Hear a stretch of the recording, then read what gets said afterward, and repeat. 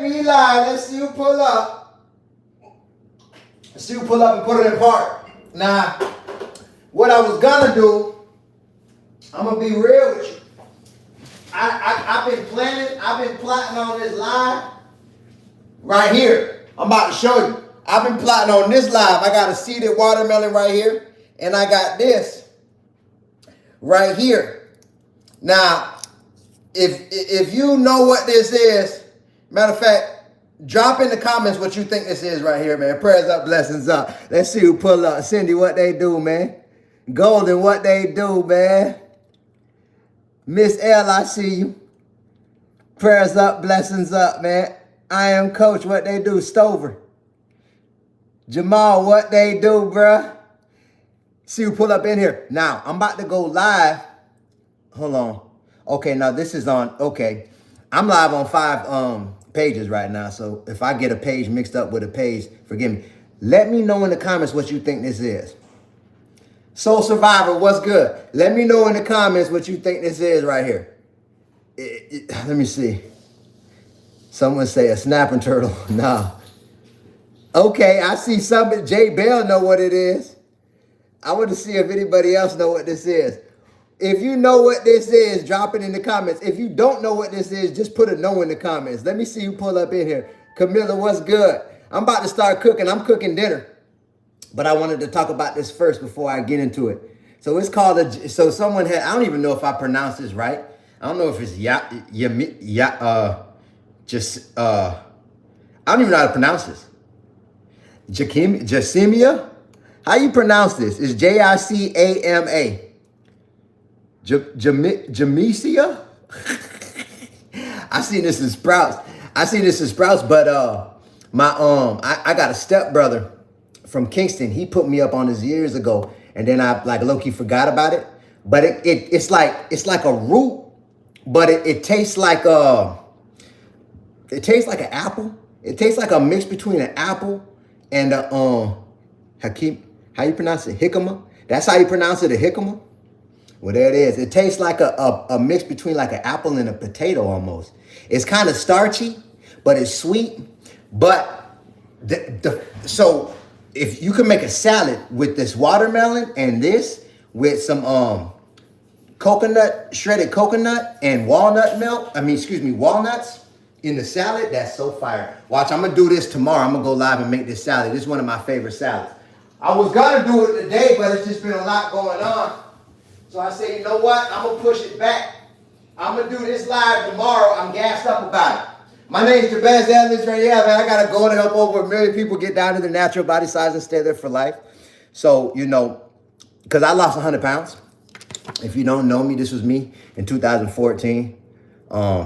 But what's super lit is I lost the weight, still eating foods that I love. You know, I didn't stop eating chicken until recently, but I lost most of the 100 pounds, still eating chicken, steak. You know, I was eating rice, bread, pasta, you know, starch, potatoes, snacks, cookies, cakes. I was eating all that. I learned how to choose the right versions of the foods that I love to eat. And we're going to get into that conversation right here on this live. I wrote this book, Life Matters, So Let's Eat Like It, to explain how I did it. We're doing a Mother's Day sale right now, 50% off. Shout out all the moms, man. Matter of fact, if you're a mom and you on this live, drop a 4 in the comment. Drop a 4 in the comment if you a mother and you on this live, man. Let me see the moms that we got in the building. YouTube in the building. What they do, or excuse me, Facebook. What they do. Fule, what they do. Deezy, what's good? Linda, what's good, ma? What's good, ma? I see y'all. Okay, Blue Eyes, what's popping? Ebony Eyes, what's good? GD Wilson, that's crazy. I went from Blue Eyes to Ebony Eyes. That's dope.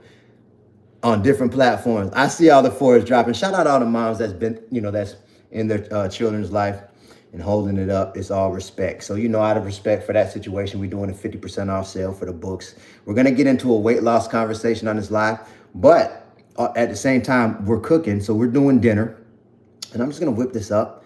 So this is Corvina right here. If you can see this fish down here, this is a fish called Corvina. Now, I love this fish right here, Corvina. It's real flaky. It kind of reminds me of sea bass a little bit. It's a little bit more firm. It's a little bit more firm than sea bass. I like it because it don't have no fishy taste like that. And it's just a good fish. It's an ocean fish. So I'm finna smash this.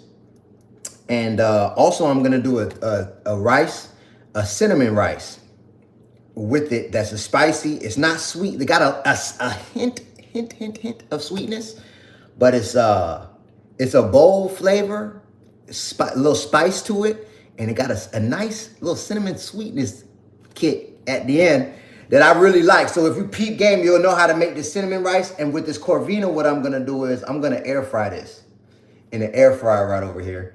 And I'm gonna show you how I put the flavor on this. And we're gonna do a salad with it. So all that's about to come together right now. Shout out to everybody that pulled up and put it in park. We about to get this thing going. So the first thing I wanna do is I wanna start this rice. Now, let me ask y'all a question, because this is gonna be a weight loss conversation. Someone say J. Cole. Dog, look, who that was? Fear me, comma. Look, I see that so much in the comments to where it's like, it blows my mind. You know what I'm saying? I had linked up another one that people be saying is D1. D1 said me and D1, and what's crazy is we wear our hair the same way, and I didn't even know who he was until I kept saying people like, bro, what you and D1 brothers? Woo. So I ended up going to his page, and I was like, nah, I could see that. We wear our hair the same. I ain't seen nobody else wear their hair like me until him. And what's crazy is I went back and I looked, and he been wearing his hair like this, just like me, which is crazy. I reached out to him. Somehow we connected. I think I reached out to him. But he was like, oh, yes, people been telling me about you, saying the same thing about you, like how I look like you and woo. So we connected. I thought that was super dope. I feel like me and J. Cole going to connect. We kind of like on the same, similar vibration. You know, everybody talking about this whole rap beef situation. I don't even get into it. You know what I'm saying? I feel like there's more important things for us to be paying attention to personally. But let's get this thing going. So now what I'm doing is I'm gonna air fry this Corvina, but I'm gonna make a rice with this. Now, if you got a goal to lose weight, drop a yes in the chat. Let me see who I can help on this live. If you got a goal to lose weight, drop a yes in the chat. I'm making Anna say what you making. I'm doing air fried Corvina with a lot of flavor, and I'm making a seasoned rice. Linda, what they do? Julie, what they do? Julie and Judy, what's good? Aries, what's popping? I see you, man. KS, what's good? Everything, what's good? I see y'all. Stack, what they do? Stephanie, okay. All right. And what they do, bruh? Powder, what's good? Okay, so check this. Me personally, I love rice. You know what I mean? Like, I'm a geechee like that. I remember hearing that you had to, like, people told me along the way, especially when I was getting big and I was, and I kind of was blowing up around 2013 is when I started really kind of like blowing up between 2013, 2014, especially. I heard people say, even prior to that, like, you know, if you're trying to lose weight, you got to cut back on the starch, got to cut back on the rice. If you ever heard that, drop a 4 in the chat. If you ever heard people say you got to, listen, you're trying to lose weight, you're killing yourself with the starch and the rice. You got to cut back on that. Just cut it out your diet and you'll be all right. You'll lose the weight. Soul, I see. Okay. Judy, I see the 4s dropping. Okay. Island, what they do, man. Tiptoe, what's good? Stack. Okay. So it wasn't just me hearing that. I heard that often. And to be honest with you, it was concerning to me because I was like, bro, I love rice. I did not want to let rice go ever in life, for real, because I love it. Like, I really, so I was like, dang. So, good news. I lost 100 pounds still eating rice. So here's the deal, right? When I learned about the enrichment process, it changed my life. All right.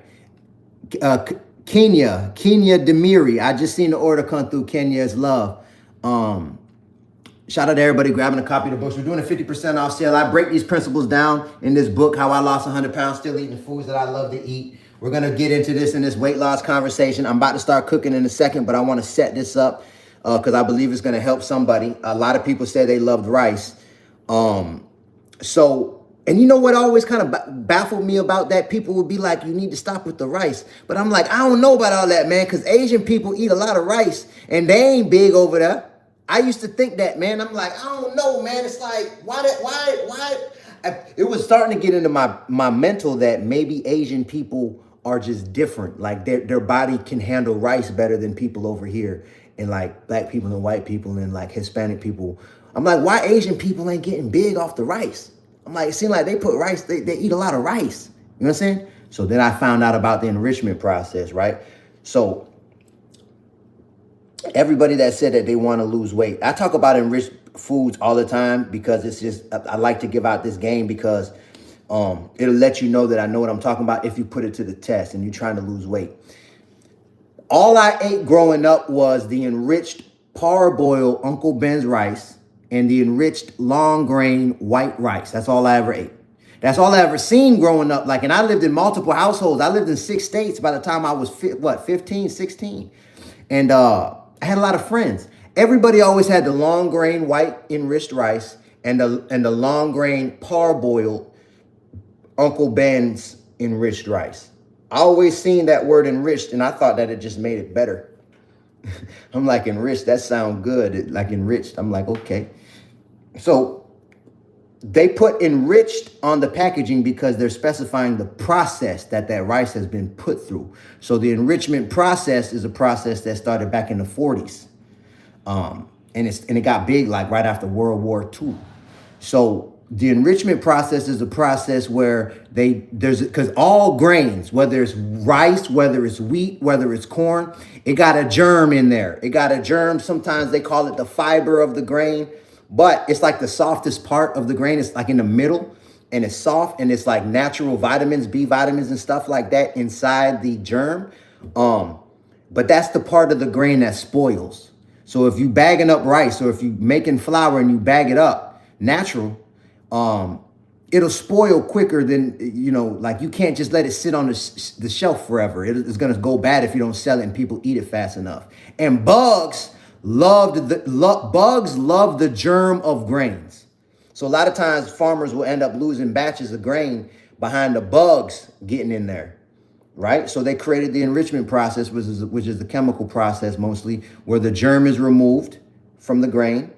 And then they add synthetic nutrients to replace the natural nutrients that was lost during the enrichment process. They also call it fortifying the grain. And it'll be like B vitamins and things like this, but they're synthetic. So these are B vitamins that have been isolated from somewhere, brought down to a powder form. With rice, what they do is they add it to a liquid solution. And dissolve it in a liquid solution. Then they soak the rice in that liquid solution, and then they dry the rice off after it was degerminated. They soak it in that solution, dry it off, and then they bag it up. And with the flour, they degerminate it. They grind it into a powder, and then they add the synthetic powders to the degerminated flour to replace the natural nutrients that was lost during the enrichment process. Now, one of the side effects of consuming these products is weight gain because there's no energy left in the grain and our bodies don't respond to these synthetic nutrients the same way as our bodies respond to natural nutrients. This is just fact. This is public information. I'm not making it up for anybody that don't know. But it's not poisonous to where to kill us off the rip like that. So what our body does when it comes into in contact with these type of things that we eat, oftentimes our bodies will turn it to fat. So with these synthetic ingredients, one of the side effects is our bodies can't get no energy from it, so it turns it to fat so it could burn the fat off later for energy. That's how smart our bodies are. So when I learned that, I was like, what? So when I learned about the enrichment process, I took inventory of what I was eating that had anything enriched in it. And I realized all the rice I've been eating my whole life was always enriched rice. Drop a 4 in the comment if that made sense. Drop a yes or a 4 in the comments of what I just said made sense about the enriched grains. Let me see who pull up in here, man. Let me see who pull up and put. I'm about to start cooking in a second. Okay, no way say 4. Okay, Linda, what they do? Donna say, okay, Aries know what time it is. Okay, good. I'm glad. Okay, good. So now look,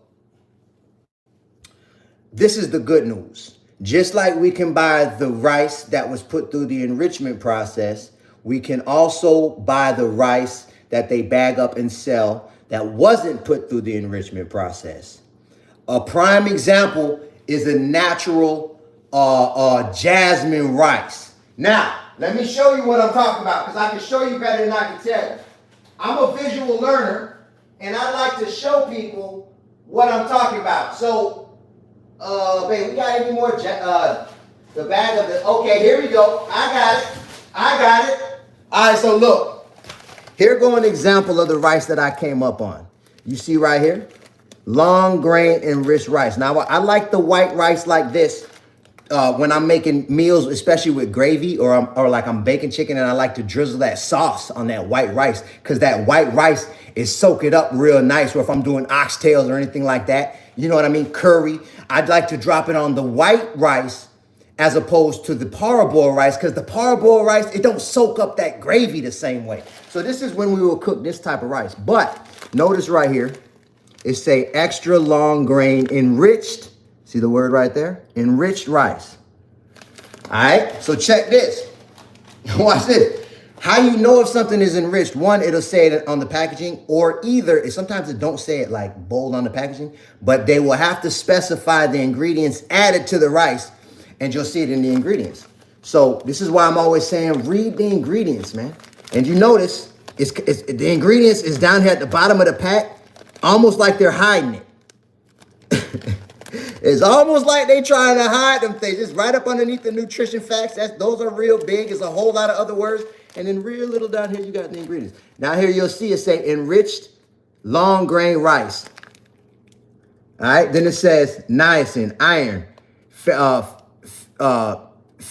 orthophosphate, thiamine mononitrate, folic acid. You see it right here? You see that? All of them ingredients. Now, all that should be in rice is rice. Look at this. Look at the word. It say ferric orthophosphate, thiamine mononitrate, folic acid, niacin. Now, here go an example of what we about to eat right now. And I'm about to start cooking right after this. This is jasmine rice. This is the natural jasmine rice. Now, when you shopping, be careful, because they do sell jasmine rice enriched. But all you want to see in the ingredients, right here, you'll see it just says jasmine rice right there. That's all that's in this. Jasmine rice. See that? This is a rice that wasn't put through that enrichment process. All of those synthetic nutrients weren't added to this product. So when I made the switch from the enriched rice to the jasmine rice, weight started coming off me like this. I was still eating rice. So we about to get this thing going, y'all. Watch this. I'm about to get this. I'm about to set it off. First thing I'm gonna do is, listen. If you're gonna try out not eating enriched rice and switch it for the natural rice. They got natural brown rice. They got basmati rice. They got jasmine rice. You can get natural short grain sushi rice, which is a white colored rice, but it wasn't put through that enrichment process. You got wild rice, black rice. Drop a yes in the comments if you said that you had a goal to lose weight. If you got a goal to lose weight and you're eating enriched rice, drop a yes in the comments if you're gonna try what I just talked about for a month. Try it for 30 days. Stop eating enriched rice and go to the natural rice. Drop a yes in the comments if you're going to give it a shot. Donna, what they do? Donna, I'm holding you to it now. Don't just say yeah and don't do it. Andrew, what they do, man? Ryan Reeves, what's good? Okay, I see people dropping the yeses. Now, here's the thing. Steve, what they do, bro? I see you. Here's the thing, right? Valuable information is only valuable when it's applied. Why I love the space I'm in so much, the weight loss space, is because it's gaugeable. We can gauge the results. If what I'm saying, when I help people, the only way to know that I'm helping is that their weight need to be coming down. Otherwise, what are we doing? You see what I'm saying? We can get, so when you make this switch, everybody that said yes, they're going to switch from the enriched rice to the natural rice. Everyone that said it, you got to be consistent. Don't do it some days and go back to other days or be like, you know what I mean? Or you go out to a restaurant and you don't ask what kind of rice is the rice enriched or whatever. You got to be consistent. You got to only eat natural rice for 30 days straight. That's the only way to know if this is going to work. And you got to get on the scale every single day. Get on the scale every single day and make this, and I bet your weight come down. Didn't you know what I'm saying is true? All right, now what I'm about to do is, I'm about to start this rice. All right? I'm going to get this thing going right now. And so I'm going to get this rice going. Shout out everybody pulling up, man. Y'all do me a favor. Drop your city. Drop your state in the comments. Where you from, man? Represent your city. Let me see. Someone say I lost 450. If that's true, that is incredible. Congratulations. Indiana in the building. H-Town in the building, man. Drop your city, drop your state in the comments. Y'all do me a favor, tap the screen. If you got any value from anything I've ever done, tap the screen, show me some love. Send this video to somebody that you know trying to lose weight. YouTube. Smash the like button right here for me. Smash that thing, everybody. We got 300 people on the live. I want to see 300 likes. Straight up, just smash the like button on YouTube. Right now we at 25 likes, and we no, we ain't at 300. We at 233. That must have been my dyslexia. Smash the like button for me. DC in the building. I see Erica, New Jersey in the building. Detroit, Monica, what they do, man. I'm already knowing Steve Tampa Bay in the building, man. Okay, Warner Robins, Georgia in the building. That's live. YouTube, smash that like button. Do that for me. It boosts up the algorithm, man, and it make more people, what it does is the algorithm send the video in front of more people's face because they see people engaging in the content. So that's how that goes. All right, so now what I'm going to do is start this rice, and then I'm going to start working on this fish. This is the way I'm going to cook this fish is I'm going to air fry it. I'm going to do 2 cups of rice. But first, watch this. I'm going to show you a little trick that I do with rice. All right? Watch how I do this. All right, so I got a little bit of extra virgin olive oil right here. And I'm going to drop some of this in the pan. Now, I'm going to drop 2 cups of rice. This is natural jasmine rice in the pan. So it called for 1 cup of rice called for like a cup and a half, but I used more like a cup and a little less than a quarter per 1 cup of rice. A cup and a half or a cup and a quarter of water per 1 cup of rice. With this jasmine rice here. Anybody that might not cook that much, a piece of advice that I would give you is always read the instructions on how to cook the rice and follow it to the T. They'll tell you the measurements and just follow it to the T. And if you notice the rice is a little bit too sticky, just use a little less water. And if it's a little dry, just add a little extra water. You know what I mean? So I'm just adding some natural sea salt. That's another thing what I did. I made a switch from the iodized table salt to the natural sea salt. If you gotta go to lose weight, what I just said will help you. If you're eating regular table salt, like the iodized table salt, that's a salty chemical. By definition, it's like synthetic, and it leads to, one of the biggest problems is it leads to water retention and also weight gain. So I made the switch to a natural sea salt, or like, just a natural salt that wasn't put through that, they iodize it. It's like the iodization process. They iodize the salt. So I just grabbed a natural salt instead, and weight started coming off me when I made that switch. So notice what I did with this rice. I put the olive oil in the pan, and I put the sea salt, and I mixed it up. And now why I do that is because now the rice is like coated. The rice is coated with this olive oil. And now when I cook it, it don't like clump up. Another thing that's real good to do is wash your rice off with water. That'll help it to where it won't clump up too. But when I feel like just getting it done, like I'm on this live, I don't feel like going through all that right now, I do this and the rice come out good. You know what I mean? And you'll see how it come out. So we got that rice on the heat. And now I'm gonna let this thing start boiling. We're gonna cook this thing down for like 20 minutes. In the meantime, we're gonna get this fish going. So let me move this out of the way. And I wanna season this fish. Now, the thing about this fish, right? The thing about this fish, yeah, let me just show you. Let me just show you, right? This season that I'm about to do with this fish, I've been like kind of fine tuning my mixture of seasons for a long time now. But this season mixture right here, I've kind of like got to the point where I'm at recently. I'm talking in the last couple months. I came across this combination of seasons. So it's garlic powder. This is a major one right here. This is natural truffle sea salt. This is sea salt infused with truffle. All right. Black pepper. Crushed black pepper. Smoked paprika. All right. Now, this is a big one right here. This is a major component. Chipotle powder. All right. Now hold up. We ain't done. All right. Let me grab that cinnamon. I'm going to use that in the rice in a little bit.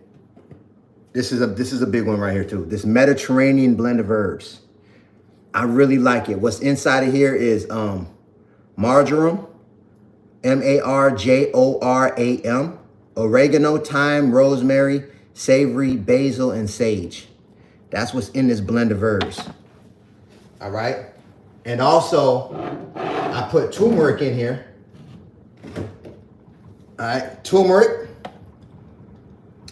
I need some onion powder. And I think that's it. Yep. And then watch this. This is how I do it. Also, I use a little bit of mustard. A little bit of mustard, and I use also some Chipotle Tabasco sauce. So a little mustard and a little Chipotle Tabasco sauce. All right. That might seem like a lot, but you're gonna see how this thing come together. So watch this. All right. So now we got the rice boiling. We're gonna cut this thing down to level 2. We stir them up. Once this rice is ready, I'm gonna put the flavor on it. So you'll see that in a second. But in the meantime, let's get this fish going. So let me pull all these seasons to the side, because I'm gonna cut this fish in 2 pieces. I'm cooking one for me and one for my wife, right? So here we go. Watch this. Cut this thing in half. Boom. Boom. All right. Now, I'm gonna make this into a weight loss conversation. Like I say, my name is Jabez El Israel. Everything that I cook when I go live fit the principles of my book, Life Matters, So Let's Eat Like It. I wrote this book to explain how I lost 100 pounds, still eating amazing food that I love. I still ate the foods that I love. I ate rice, pasta, bread, cookies, cakes, fish, chicken, steak, fried foods, cookies, cakes. I break down how to identify the right versions of the foods that we like to eat so we can lose the weight that we want to lose without having to be so picky and, like, you know what I'm saying? Like, cut so many things out of our diet. There's a million ways to lose weight. This is just one of them. But like I say, I like to make things easy for people. And this is the way that helped me. And we've helped thousands of people lose weight, for what it's worth. All right. So now check this out. I'm going to drop a little bit. I'm going to start on the bottom of the fish. I'm going to drop just a little bit of grapeseed oil on here. Now, when it comes to air frying food and frying food, a switch that I made was I got off like sauteing and deep frying. I got off sauteing, like chicken and stuff like that, fish. steak, I used to use the margarine. I'll use like country crock. Or I would use like canola oil. Both of them things are, heavily processed, and they lead to weight gain, man. So I made the switch to more natural oils. Like this is a grapeseed oil, or I use coconut oil. Just a little bit. I don't want a lot of mustard on here, just a little bit. And so I kept, sauteing food, baking food, frying food, but I switched the oil that I was using. And as a result, my weight started coming down. So that was one of the switches that I figured out along the way. And it's major, man. It's a major component. So if you like fried foods, stuff like that, put that to the test. See for yourself what I'm talking about. You'll see your weight start coming down. So now look, I put a little bit of that mustard on there, and now I'm putting a little bit of this chipotle hot sauce. So I'm laying, this is the base of the flavor that's happening right here. So I'm gonna spread this down. I'm air frying this fish. I'm gonna air fry this. You see how this thing come together? I'm telling you, this thing is fire. Now, watch this. All right, let me get this ready to go for in a second. Now we're gonna put the flavor on this thing. So here we go. This is some paprika. Drop a little paprika. Hold on. Oh, no wonder. The top, it's a new pack. The paper's still on the top. The paper's still on the top. Let me take this off. It's stuck in here. Hold up. All right. Let me see. Watch this. So now I'm gonna put some of this smoked paprika. Remember this recipe, this combination. Another thing that I did along the way that helped was I started, I'm always saying read the ingredients for a reason, because the path that I took, I did not know all of the different switches that I could make right away. I learned as I was going, but along the way, what happened, so this is smoked paprika.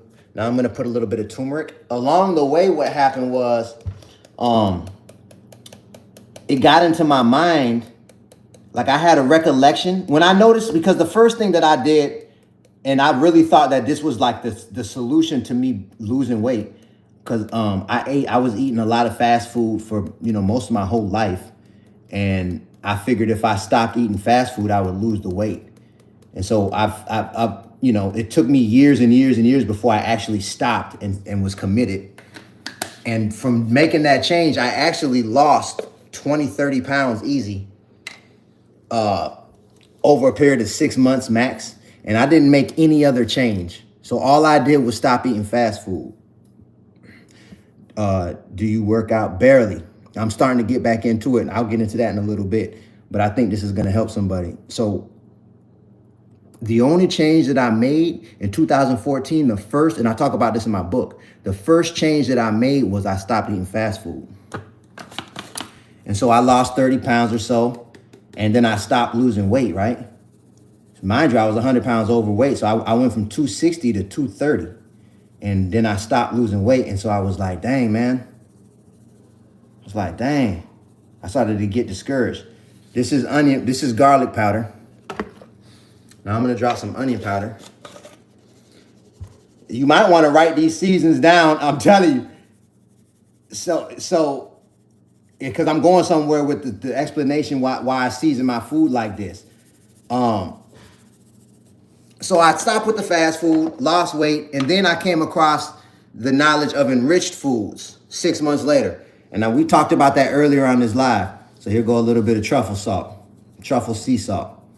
This is sea salt infused with truffle. And if you ain't never used this, trust me, you're gonna wanna do that. So that's a key component of this mixture, okay? Now, we got some chipotle powder right here. So when I learned about the enriched foods, I still wasn't eating fast food. Even though I didn't lose weight no more weight for 6 months, I did not go back to the fast food. I stayed away from it. Then I learned about the enriched foods. Remember I was just talking about the enriched rice. I cut the enriched foods out and I went to the natural versions of those. The enriched grains I switched out for the natural grains. I started losing weight again, like clockwork. I wasn't exercising. I didn't eat smaller portions. I just made that switch, right? So, bam. More time passed. And as this is when the thought hit me. I was like, I remembered when I was young and I was in school, I remembered I didn't really like science, but I always liked when we did experiments. I like that. And what stood out to me, because I didn't really retain too much from school, to be real with you. But something that's stuck with me was when we do an experiment, we make one change at a time. We only change one of the variables, and the other variables we keep constant. So this way, when there's a result in the experiment, we'll know the change of results happened from that one change that we made, if that makes sense. So that stood out to me because I was like, because if you change 2-3 different things and then you get a different result, you don't know what exactly caused it. All right. And so because of that, it got into my mind like, okay, I'm finna crack the code of this weight loss thing. I knew in my spirit, I was overweight because I was eating the wrong foods. I believed it because I stopped eating fast food. I didn't stop eating burgers and fries. I just didn't eat them from fast food restaurants.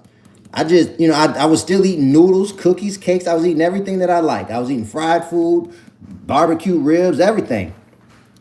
And so I'm like, it's the food, man. I'm eating the wrong types of food.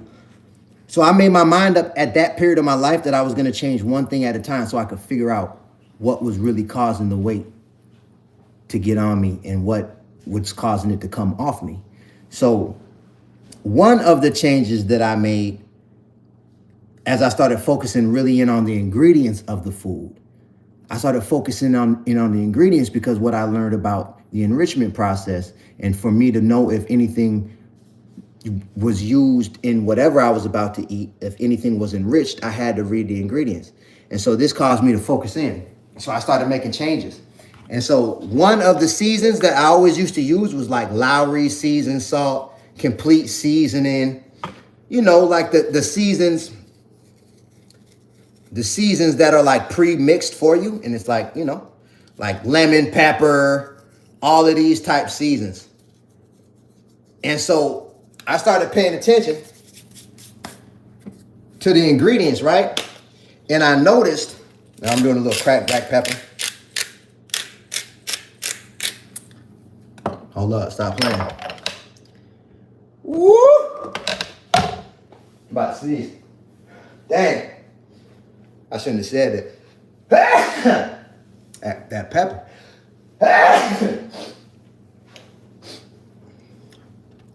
Oh, bless me.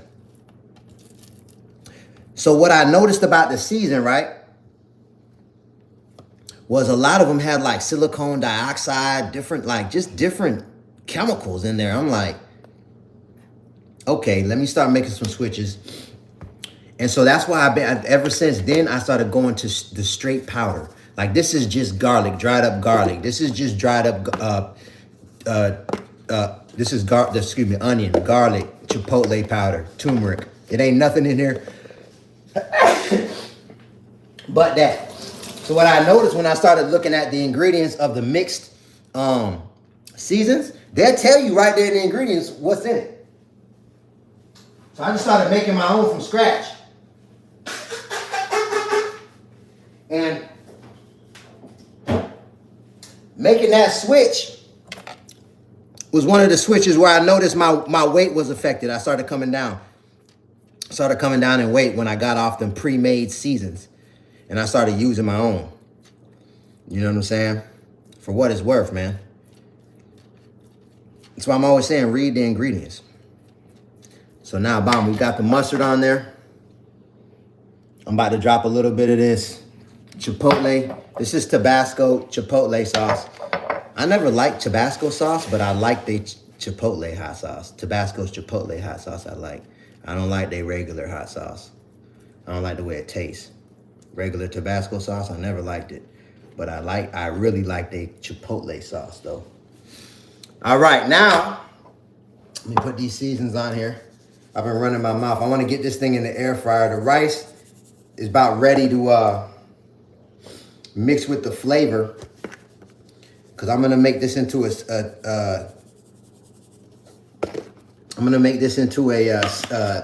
cinnamon rice. Shout out my brother Richard, man. God bless the dead. We lost him about a month and some change ago, maybe 2 months now. He the one told me about the cinnamon rice. Nineveh? I missed the name, but I just seen the order come through his love. I remember when Brett told me, he was like, hey, because he loved cooking too. He used to cook at the Cheesecake Factory. And you know, me and him we'll cook, you know. And one time he was like, hey, bro, man, I'm about to cook. You should pull up. He was like, y'all should pull up, man. I'm about to make. I was like, what you making? He's like, I'm barbecuing and I'm finna make some. He's like, I'm finna make some cinnamon rice. I was like, cinnamon rice? I was like, what you like, bro, for real? He was like, yeah. He was like, yeah, nigga, pull up. He's like, I'm telling you, I'm finna make some cinnamon rice with a salad and I'm barbecuing. I'm like, bruh, I don't want no sweet rice, bruh. I was like, I'm gonna make some rice and I'll just bring some rice. And he was like, nah, but it ain't sweet like that, bruh. He's like, you gotta trust me on this one, man. Just pull up, just try it. I was like, all right, bruh, I'll try it. I thought it was gonna be nasty. I'm like, bruh, cinnamon rice? I thought it was gonna be like a dessert rice or something. But I was wrong, man. When I tasted it, I was like, dang, bro. I was like, this is fire. So I'm gonna show you how to make it right now. I'm gonna make that cinnamon rice with this. You know what I mean? And we're gonna get that thing going. All right, now put a little bit of these herbs on here. I'm about to get this thing in the air fryer in a minute and get this thing going. Then I'm gonna put the season on this rice. Put a little bit more of these. I like to sweat these herbs out. What I'm doing, anytime when it comes to like dried herbs like this, if you do like this and you kind of like crush them a little bit before you put it on the food, they call that sweating the herb. It releases oils that's trapped in that dried herb. And it's like it intensify the flavor. Did I put salt on this side already? I don't think I did. Truffle salt. So we got chipotle powder, turmeric, what's the name? Smoked paprika. We got onion powder, garlic powder, Mediterranean blend of herbs, cracked pepper, truffle sea salt, and a little bit of mustard and chipotle sauce. Look how that thing look. Ooh, look, drop some fire emojis if this look good to you right here. I'm gonna throw this in the air fryer. Let me see you pull up and put it in park. I'm sorry if I've been missing any questions or whatever. It's gonna be a Q&A in a minute once I get this thing cooked up. But drop some fire emojis if this looks like something you would smash. We ain't even cooking yet. Tamika, what they do, man? 18 DB, what they do? Wayne, what's popping? Mona, what's good? Marley, what's good, man? Bonds looks delicious. Oh yeah, trust me, we about to smash this. So now, watch how this come together though. This is a key component right here, what I'm gonna do. I'm gonna drop just a little bit of grapeseed oil. I like to use grapeseed oil when I'm, cooking, like sauteing and frying, because it does good with higher heats, like higher temperatures. So I'm gonna cook I'm gonna drop this in here like this. All right, and I'm gonna drop this in the air fryer. As a matter of fact, you know what?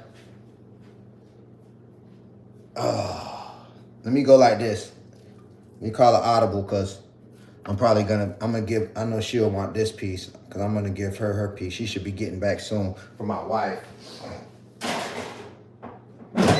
All right, so when I'm air frying fish with this air fryer, here's an interesting note that I heard. I don't know how true it is, but like when you get air fryers it's like they'll be like black, like when you like a lot of them it'd be like that tray that you pull out and it's like black, and they say that's Teflon, and they say that when it heat up it releases fumes that are like that can cause cancer. I don't know if it's true or not, but when I heard it I was like so because we had that type of air fryer, so we threw that one away and we got this one, this air fryer right here. I don't know if you can see it right here in the cut. This one right here, I don't know if y'all can see that, but this air fryer right here, it don't got no Teflon in it. But, who knows about these things? You know, they be talking about, there's all type of stuff they be talking about on social media. It's hard to know what's true and what's not. But it made sense when I seen it, so I was like, it ain't gonna hurt to just not do it. All right, so with the air fryer, I cut it on 320. And I'm gonna let that thing go for 15 minutes. Now in the meantime, let me get this rice going. All right, now in the meantime, we're about to set this rice off. Watch how this come together. We got the jasmine rice that's ready to go. Now I gotta just put this flavor on it. What I'm gonna do is I'm gonna saute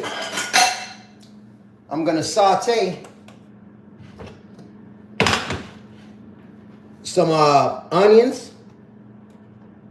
I'm gonna saute some onions, bell pepper. Look at these herbs. I'm gonna use these herbs for a garlic mixture that I'm about to make in the mortar in a second. But for the rice, I'm gonna cut these onions up. Matter of fact, I think I got some onions already cut up.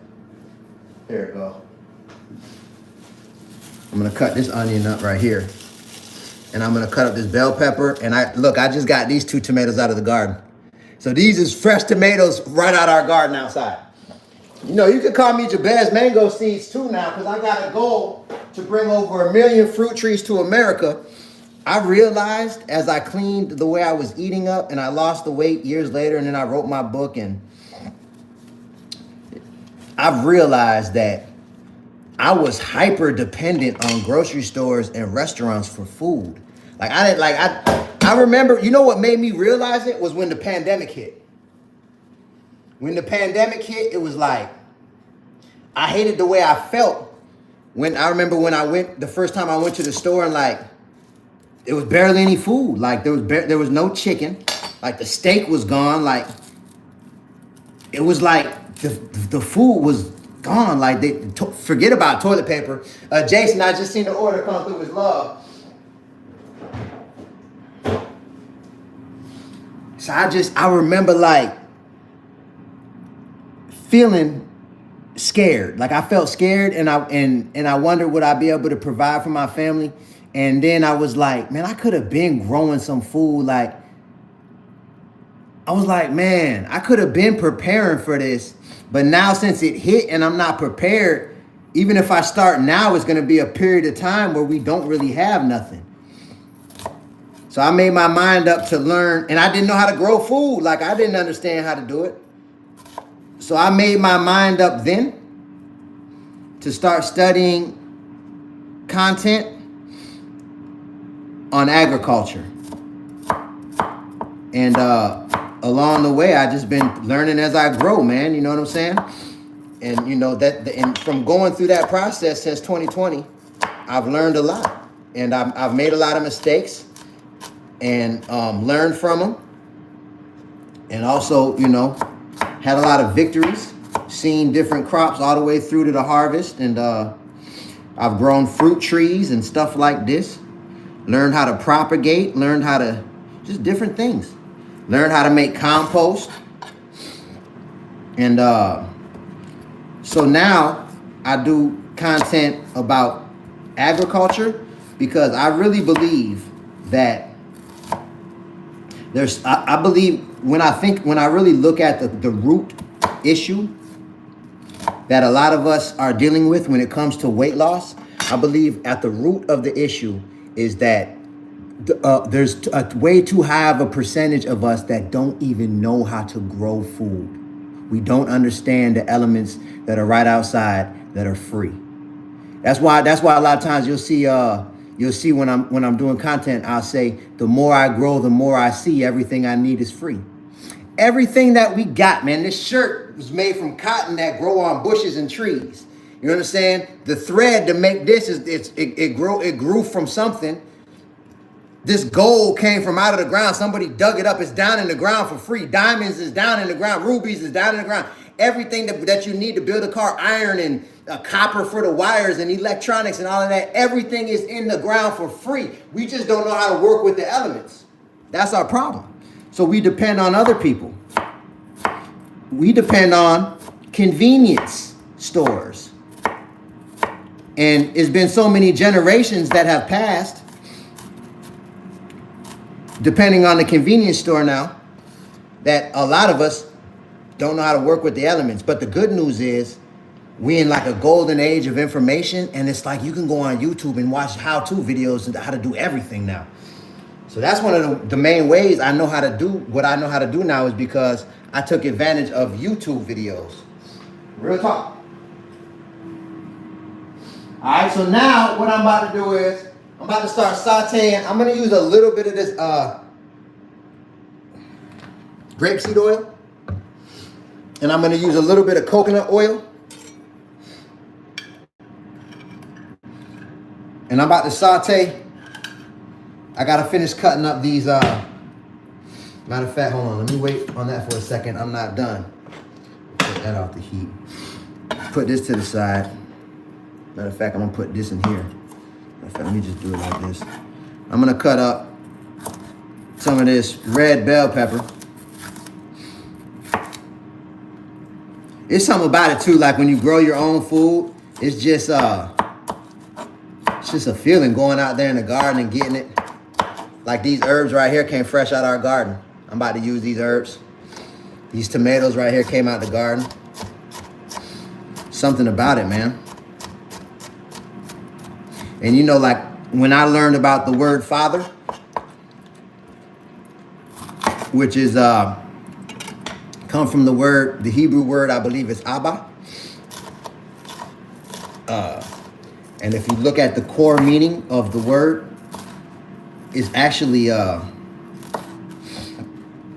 something along the lines of a master of agriculture. So the word father, when you trace it all the way back to its origin, the center, the core of that word is a master of agriculture, which is someone who understands how to utilize the elements that are out here to provide. When I learned that, I was like, dang, that make a lot of sense, man. It make a lot of sense. And that's why, you know, big food companies making so much money, because they're being all our father, man. They're the ones providing for us. And then it's so convenient. They make it so convenient that it's like people getting to the point where we lazy-minded and we don't know what to do. So now we depend on them. So I'm going through my process of breaking my dependency. You know what I mean?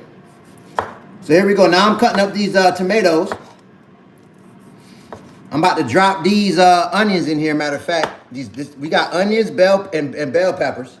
This is going in this season. I'm making a cinnamon rice. We got the Corvina fish in the air fryer right now. And I'm going to do a salad with this meal, man. Once this meal done, we gonna do a Q&A, man. And we just talking weight loss. I'm chopping it up. I'm just vibing. You know, we cook pretty much every single day in this house.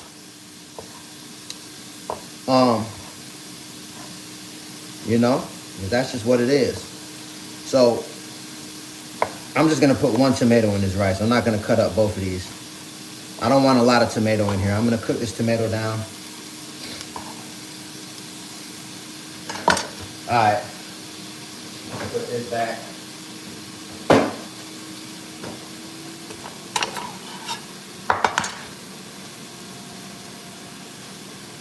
See if I'm missing anything. I know, my bad if I'm missing any comments and questions.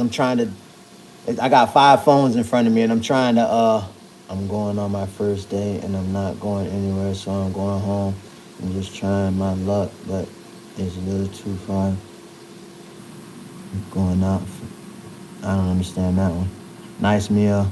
I like what you're doing, brother. Wiz, that's love. What oil did you use, bro? I used on this right here, coconut oil. Mary is love. I appreciate you. Coconut oil, which in this is the this is virgin coconut oil, unfiltered, and it's cold pressed.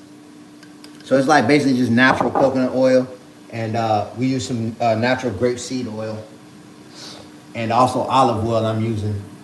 So I got this thing sauteing. I'm gonna cut the heat up a little bit now. I'm gonna drop some, I'm gonna crack some sea salt on these onions and bell peppers. And I'm gonna crack some black pepper.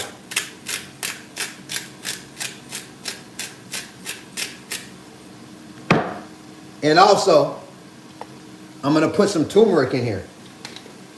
This is cinnamon rice that I'm making. Also, I'm gonna put a little cayenne pepper in here. I'm cutting the heat up because I'm about to saute these things down, and I'm gonna mix this up with this rice. Watch how this come together. A little cayenne pepper, and I'm gonna put a little more cracked black pepper in here.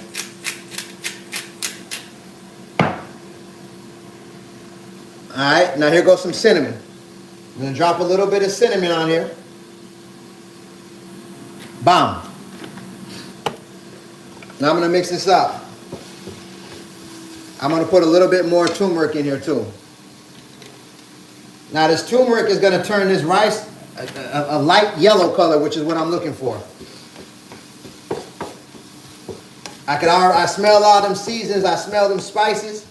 And also I'm gonna put a little bit of this, these herbs, this Mediterranean blend of herbs in here with this. All right, so now I'm cooking this down. I'm gonna add a little bit more. Now I'm gonna drop a little olive oil in here. I like to drop this oil in here at this point because what it does is it soaks up the yellow color of that turmeric. That's what I'm looking for. Now I'm cooking this thing up. Look where we're at right now. This is the flavor that's gonna go in this rice. One thing about it, man, when it comes to being able, because like I say, you know, this was me 10 years ago, you know, in 2014, I was 100 pounds overweight. And, you know, and I'm not capping. I lost 100 pounds still eating the foods that I love. But one thing about it is, for me, I was able to do that because I do a lot of cooking. To eat the type of foods that I like a lot of time and make sure that I use all the right ingredients, I got to prepare them myself because it's kind of hard to find them pre-made, prepared, and for it to taste the way that I like, if that makes sense. So that's why I like to do cooking content like this and go live to inspire people to start cooking, especially if you're not doing a lot of cooking. At least just pick a day out the week and cook one day out the week if you're not cooking at all. Say every Monday I'm finna cook for myself, or every Saturday I'm cooking something. And then start cooking 2 days out the week, and then 3. Watch how-to videos on YouTube and just start looking up recipes that you like, you know, recipes from restaurants that you like. And then if you're trying to lose weight, apply the principles that's in my book. Apply the principles that I'm talking about on this live to the recipes and watch. You'll be eating the food that you love and your weight will be coming down. Now watch this. This is what we doing right now. We cooking and we thinking. We ain't just picking food and we ain't just choosing food based on what we got a taste for. That's what I did my whole life. I realized that, and I talk about that in my book. When I was really trying to think about how to explain how I lost the weight, right? When I was writing my book. Now this is a mortar. This is what I'm doing right here. I'm making a coconut oil, a garlic coconut herbal mix with this mortar. That it got so much flavor, it's gonna blow your mind. So if you don't, this is volcanic rock. You can get these on Amazon for like 25 bucks. I highly recommend getting one of these in your regimen if you like to cook, because what it does is it takes food flavor to the next level. It really does. But and what was I just about to say? I was just about to say something. All right, so now look. Here go the, this is onions, red bell peppers, a tomato out of our garden, olive oil, grapeseed oil, coconut oil, turmeric powder, cayenne pepper, salt, sea salt, cracked black pepper, and some cinnamon. Now we dropping this right here in with the rice, and we're gonna mix this up with the rice. See it right here? Now I'm mixing all this up with the rice. Now at this point, what I do is once I mix this up, I see where the flavor at, and if I need to add anything, I'll add it. You know, I usually, what I do with this, I add a little bit of maple syrup, just a touch, just to kind of bring out the sweetness of the cinnamon. But I don't want it to be sweet. I don't want it to be no sweet rice. I want it to be more like of a full flavor. It got some heat to it. It's just nice, man. Look how this rice turned. So this is my my brother Richard cinnamon rice recipe. I put a little twist on it, but it's along the lines because, you know, after he cooked it that day, I was like, dang, bro. I was like, what? I was like, what you do, man? So the next time he cooked it, he showed me. And then I started making it. But, so here we go.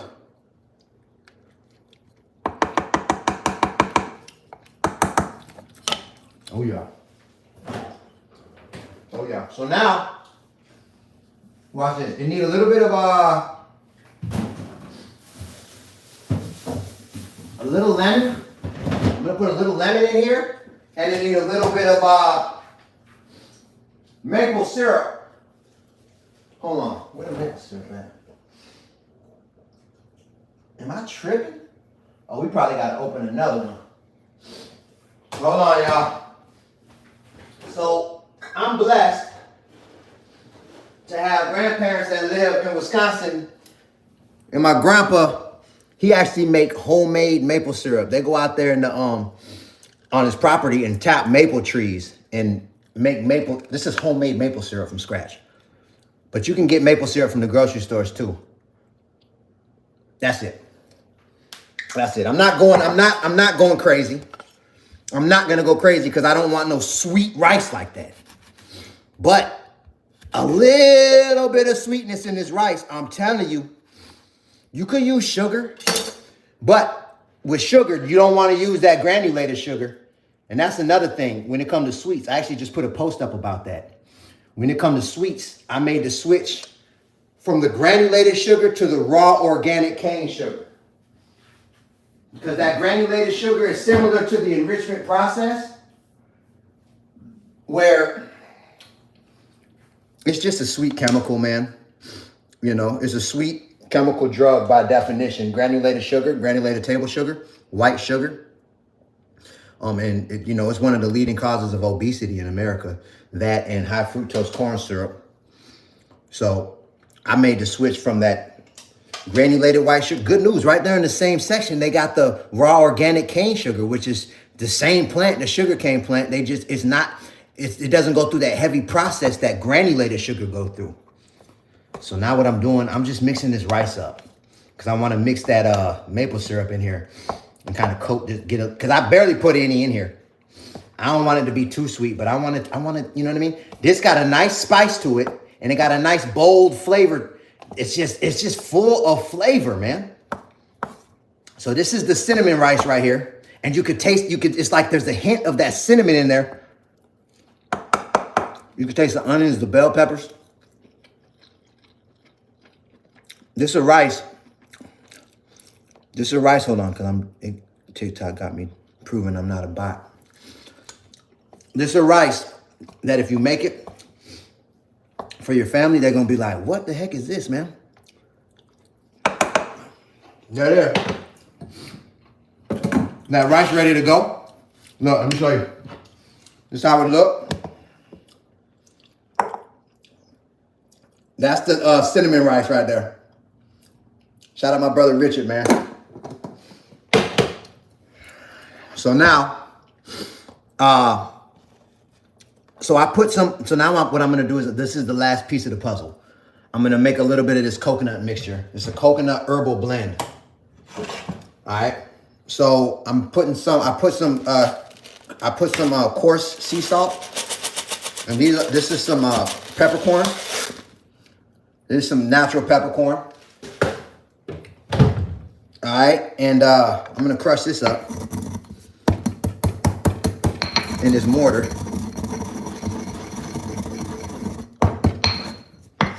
And then I'm gonna add these herbs. This is oregano, thyme, and I got some, this is cilantro, and I'm gonna put a little bit of rosemary. This is rosemary from out of the garden. And I'm gonna crush all this up. And you'll see it's gonna make like a green, like, you'll see, I'm about to show you. It's almost like a paste.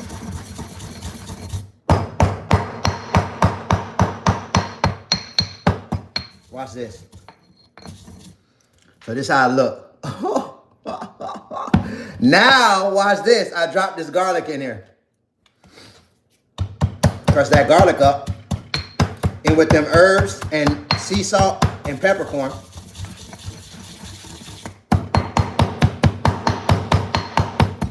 Now I turn into a paste.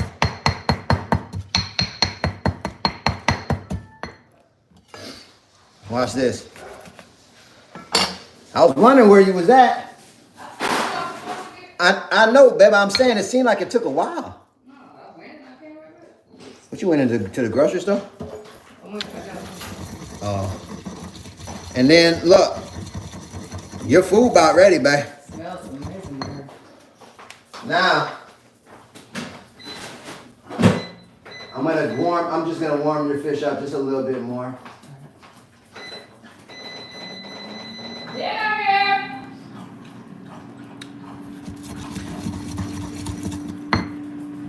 I've been on go all day. We getting ready to launch our weight loss community to eat what you love and way less reprogram. And we building out the back end. We working with a program called Go High Level, and we got email automations and text message automations and payment systems line. It's so much. And then, anyway, long story short, we doing that on top of other things going on. And we got the sale going, keeping up with everything. It's just all day we've been busy. It's just constant, like, you know what I'm saying? Which is good. But I'm only saying that to say, I told myself I was going to go live today and do this, but I ain't feel like cooking for everybody. So I was like, man, I'm just going to cook something for myself. And my wife was like, could you make a piece of fish for me too? I was like, all right. But I'm not cooking for everybody because it's just too much to try to make a big meal like that. So I just cooked for me and her today. Usually I'll make enough for everybody, but I was like, man, that ain't happening today. But look, I dropped some lemon juice in there and I mixed it all together. Now this is the base, this is the flavor. Now what I'm gonna do is, where's that spoon? Whatever, I use this. I'm gonna mix coconut oil, some natural coconut, unfiltered, virgin, cold pressed coconut oil. I mix this in here. I use this to make garlic bread. I use this when I barbecue, when I cook fish, bake chicken, bake anything for the family. I cook it and then I put this as an added flavor. I put it in rice, pasta.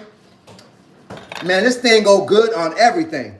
And I'm about to mix it together. Watch this.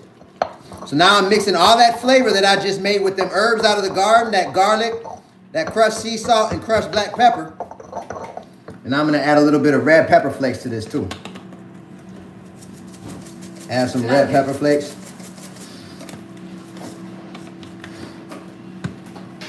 Mix all this together. Watch this.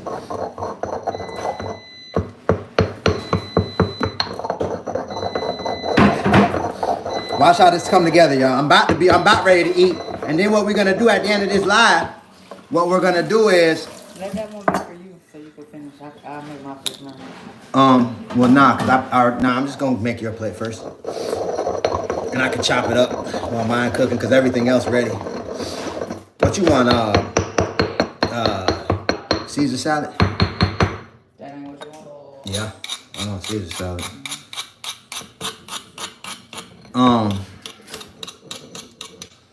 So now look at this. Move this to the side. I got a mess on my hands over here. Look at that.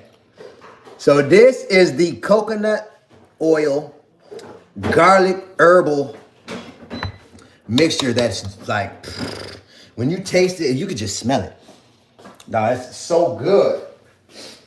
When I watch it, you about to grab it? Yeah. Now, I'm gonna show you how I put this together. I'm gonna fix my wife plate first, and then I'm gonna start cooking my piece of fish next. You'll drop that right there so you can see it. Woo! Hold on, show it over there. That thing right there gonna be fire, man. Watch this. Now, I take this coconut oil mixture and I just drizzle it. I drizzle it right on top here. Just to take this flavor up another level. It's what I like to call layering flavors. And it's just real life. You know what I'm saying? This is what's going on. And so now watch this. Just the finishing touches. This is air fried Corvina. All right, this is air fried Corvina. I'm gonna take this lemon and I'm just gonna drizzle this. However, That's maybe it. have the hot honey. I mean, not hot honey. You got Now, I'm gonna get some of this rice. I'm gonna plate this thing up for my wife. And then I'm gonna put my fish in the air fryer. We're gonna chop it up. And I wanna start answering questions about weight loss, man. Like I say, my name is Jabez El Israel. I got a goal to help over 1 million people get down to their natural body size and stay there for life. I lost 100 pounds, still eating the foods that I love to eat. And this is a prime example right here, this meal. This is a meal that fit the principles of my book and our family cookbook, Life Matters, So Let's Eat Like It. It's a meal full of flavor that if you gotta go to lose weight, you'll notice when you eat this meal, your weight will trend down. All right, so, and then once you lose the weight, as long as you keep sticking to these principles, Winona Perez, I just seen the order coming through, Winona is love. We're doing a 50% off sale for Mother's Day. Shout out all the moms right now. We're doing 50% off on the books. If anybody want to grab a copy, feel free. We got the discount link underneath my profile picture on my homepage on all platforms. When you click the link, it'll take you to our website. You'll see the regular price at first. Don't worry. When you click checkout, on the checkout page, you'll see that price get cut by 50%. Okay. All right, now, let me drop this. I'm looking for a, where's the spatula? Oh, here we go. Now I'm gonna drop this piece of Corvina. Ooh, right there. All right. And mix this salad up. You had took the out of that black bowl in the fridge? Mm-hmm.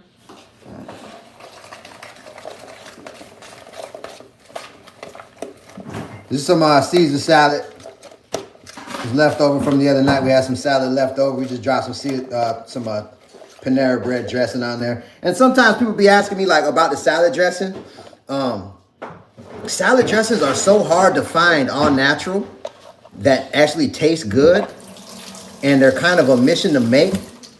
So sometimes I make salad dressings from scratch. But, you know, most all salad dressings, they got like different chemicals in it. But Panera's is pretty clean. And I like the way it tastes. So, you know, I lost 100 pounds. I was eating Panera salad dressing, different salad dressing. Salad dressing wasn't the big reason as far as weight goes. I'm not talking about health. I'm not talking about energy. I'm just talking about weight. Salad dressing wasn't a big factor for me on my weight loss journey. I was eating all type of salad dressings. But for what it's worth, here we go. Ooh, drop some fire emojis if this look good. Lisa Milligan, I just seen the order come through. Lisa, it's love. Drop some fire emojis if this look good right now. Drop some fire emojis.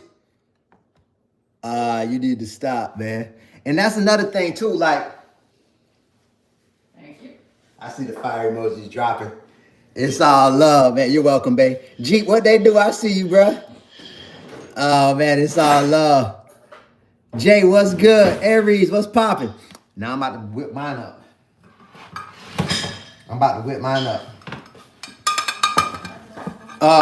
You know, I seen a comment earlier. People was asking me, like, you know, does everybody eat the same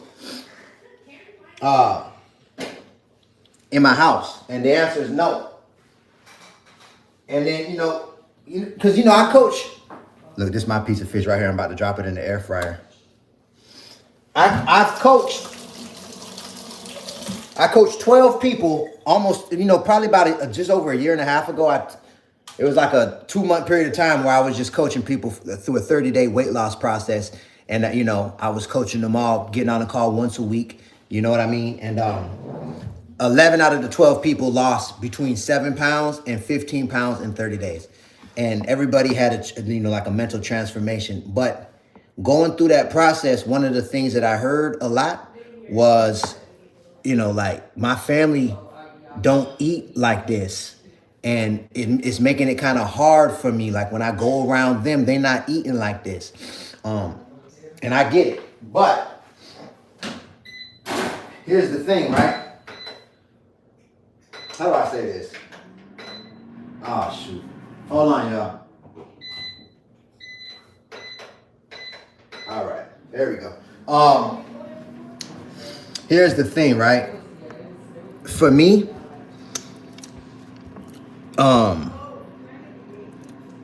I used to, Karen, I just seen the order come through. Karen Bowens, it's love, Karen. I used to look for my loved ones to make the same moves that I wanted to make.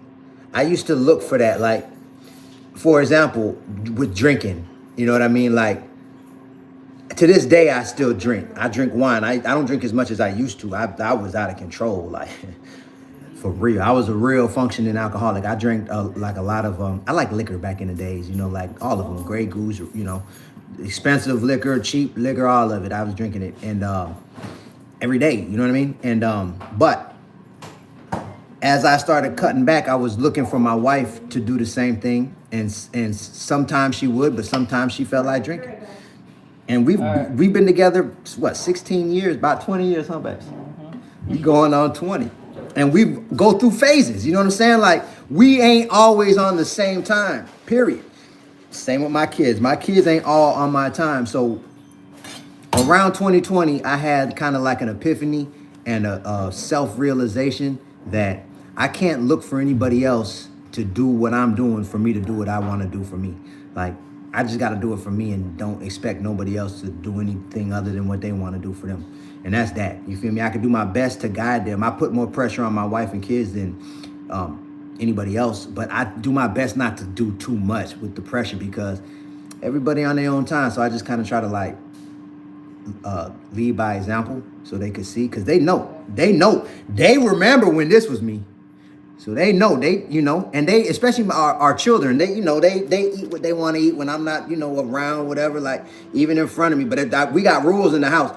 Terrence Williams, I just seen the order come through, Terrence. But when they, with their friends and all of that, I'll catch them on the street or whatever, they, with the bag of Cheetos in their hands and a Pepsi. You know what I'm saying? I'm like, oh, what's that? And they'd be like, so you know what I'm saying? I try not to do too much because I know my whole life I did what I wanted to do, and that's just that. But at the same time, I do my best. I know when my spirit was good for me and was not, too, from life experience.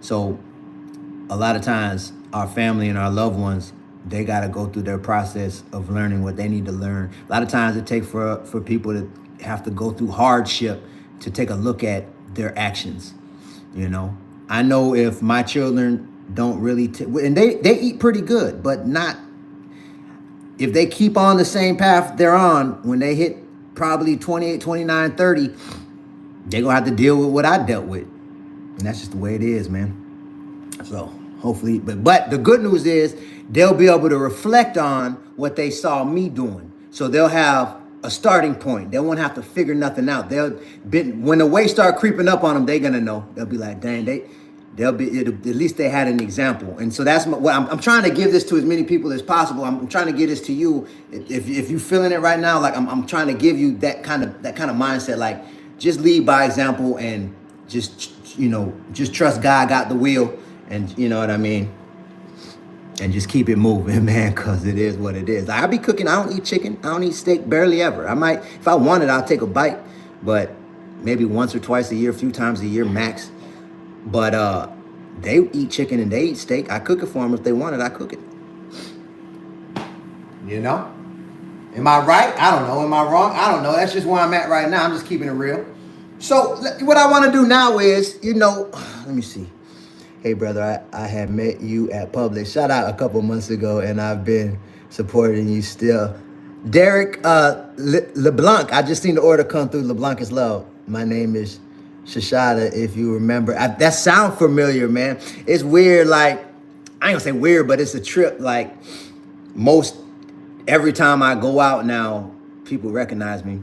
It's, I've had people come really thank me, like I helped them, I helped their mom, you know what I mean? Like, we're getting testimonial videos now. People, weight loss testimonial, people that were pre-diabetic and they started practicing these principles and their numbers leveled out. Like, people sending us before and after pictures. It's a trip. So I'm just gonna keep my foot on the gas, man. Like I say, I got a goal to help over 1 million people. It's gonna take a while. I got a goal to help over 1 million people get down to their natural body size and stay there for life. So I'm like in my purpose, man. It feel good. So we just getting it going. Someone say you need protein. Let me ask you a question. Free mind. Let me ask you this. Explain to me what a protein molecule look like in the comments. Free molecule say I need protein. They say I'm looking a little frail. This is what free molecule in the comments said to me just now. You gonna try me like that? No, I'm just playing. I ain't tripping, man. But explain to me what a protein molecule look like. I don't know if it was free molecule. Did I say free molecule? You did. Free whatever that was. Explain to me what a protein molecule look like, since I need some more. Could you identify one by sight? No, that's what I'm saying. Like, we really programmed. This is what I'm saying. This is another thing that I talk about, especially in my coaching. I go into this in my book too. When I realized my mind was programmed and I learned what programming is, it not only it helped me to lose weight because I started reprogramming myself, but it helped me financially. It helped me in my relationship with my wife. It helped me in my relationship with my kids. And I'm going through a process of reprogramming myself day in and day out, because when I program myself, I'm also dealing with programs that I'm being bombarded with constantly. One of the programs is we need protein to have size. And what I learned of, like, muscle, and you know what I mean, what I've learned through because I used to play sports, man. I had a full ride scholarship. I balled, you know what I mean. I was always one of the top athletes growing up in school. I was always the fastest in my class, and I was active, you know what I'm saying. And so the thing about it is, I got a full ride scholarship. I went to FIU. I graduated in 2001 out of Carl Gables with Frank Gore. Me and Frank Gore was on the same football team. Shout out Frank. And if you don't know who that is, he's the third leading rusher in NFL history. You know, he's a Hall of Famer. But the point, what I'm trying to say is, I exercised and did all that. And every time I put on muscle like that, I was exercising. It ain't have to do with the protein. It was the exercise. And since I've been eating different, there's been phases where I exercised and did calisthenic push-ups, pull-ups, and all that, and I get cut. I put on size, eating the way I eat now. And then when I stopped exercising, I lost my definition. You know what I'm saying? But I didn't get fat though. And when I made these switches, the same switches I'm talking about right now, my energy went up. Even when I'm not exercising, my energy better now than in my 30s and late 20s. I'm 41. For what it's worth.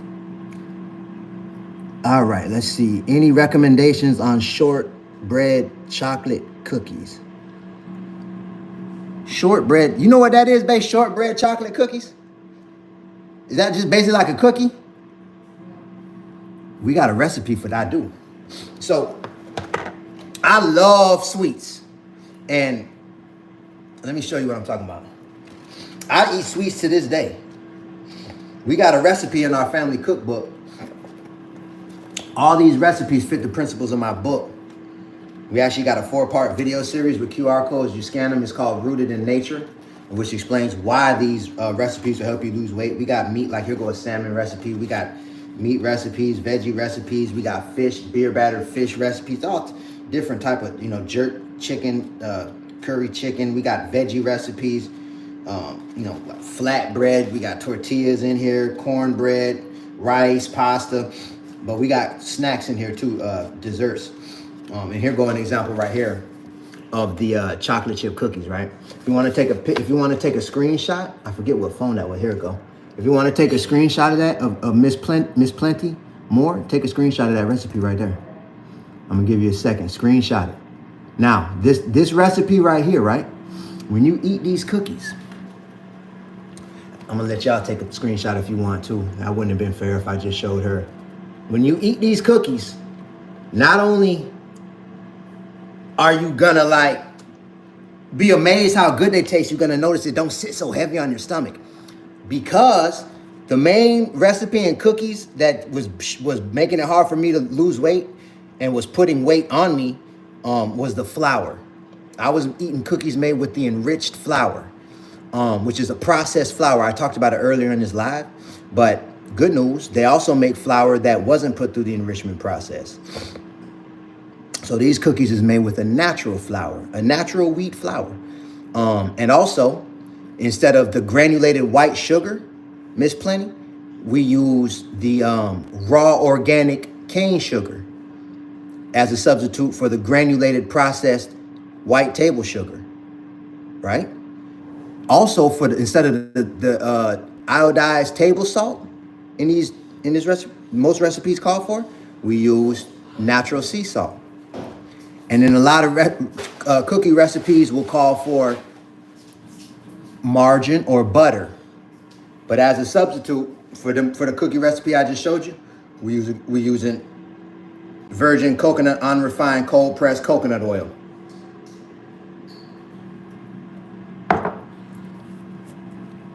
So notice we still making the cookies.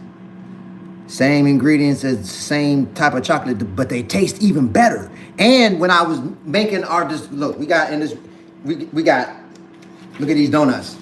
Right type of flour, right type of sugar, right type of oil fried in. Look at these brownies. Look, just show you how, this is real. Like, I'm not playing. I love banana nut bread. Let me show you something. Especially my wife banana nut bread. Look. This it right here. I just seen an order come through. I think it said Linda. It's all love, Linda. I love banana nut bread. Look at this. I eat sweets to this day. I will probably have a piece of this later. Look at this banana nut bread right here. So when it comes to sweets, I lost 100 pounds still eating them. I ate better versions of the sweets that I like. I hope that made sense, man. And that's why I wrote my book, to break these principles down. And this is why I'm launching the 30-day Eat What You Love and Way Less Reprogram. And we build out this weight loss community. Angela Wells, which I just seen the order come through. Angela is love.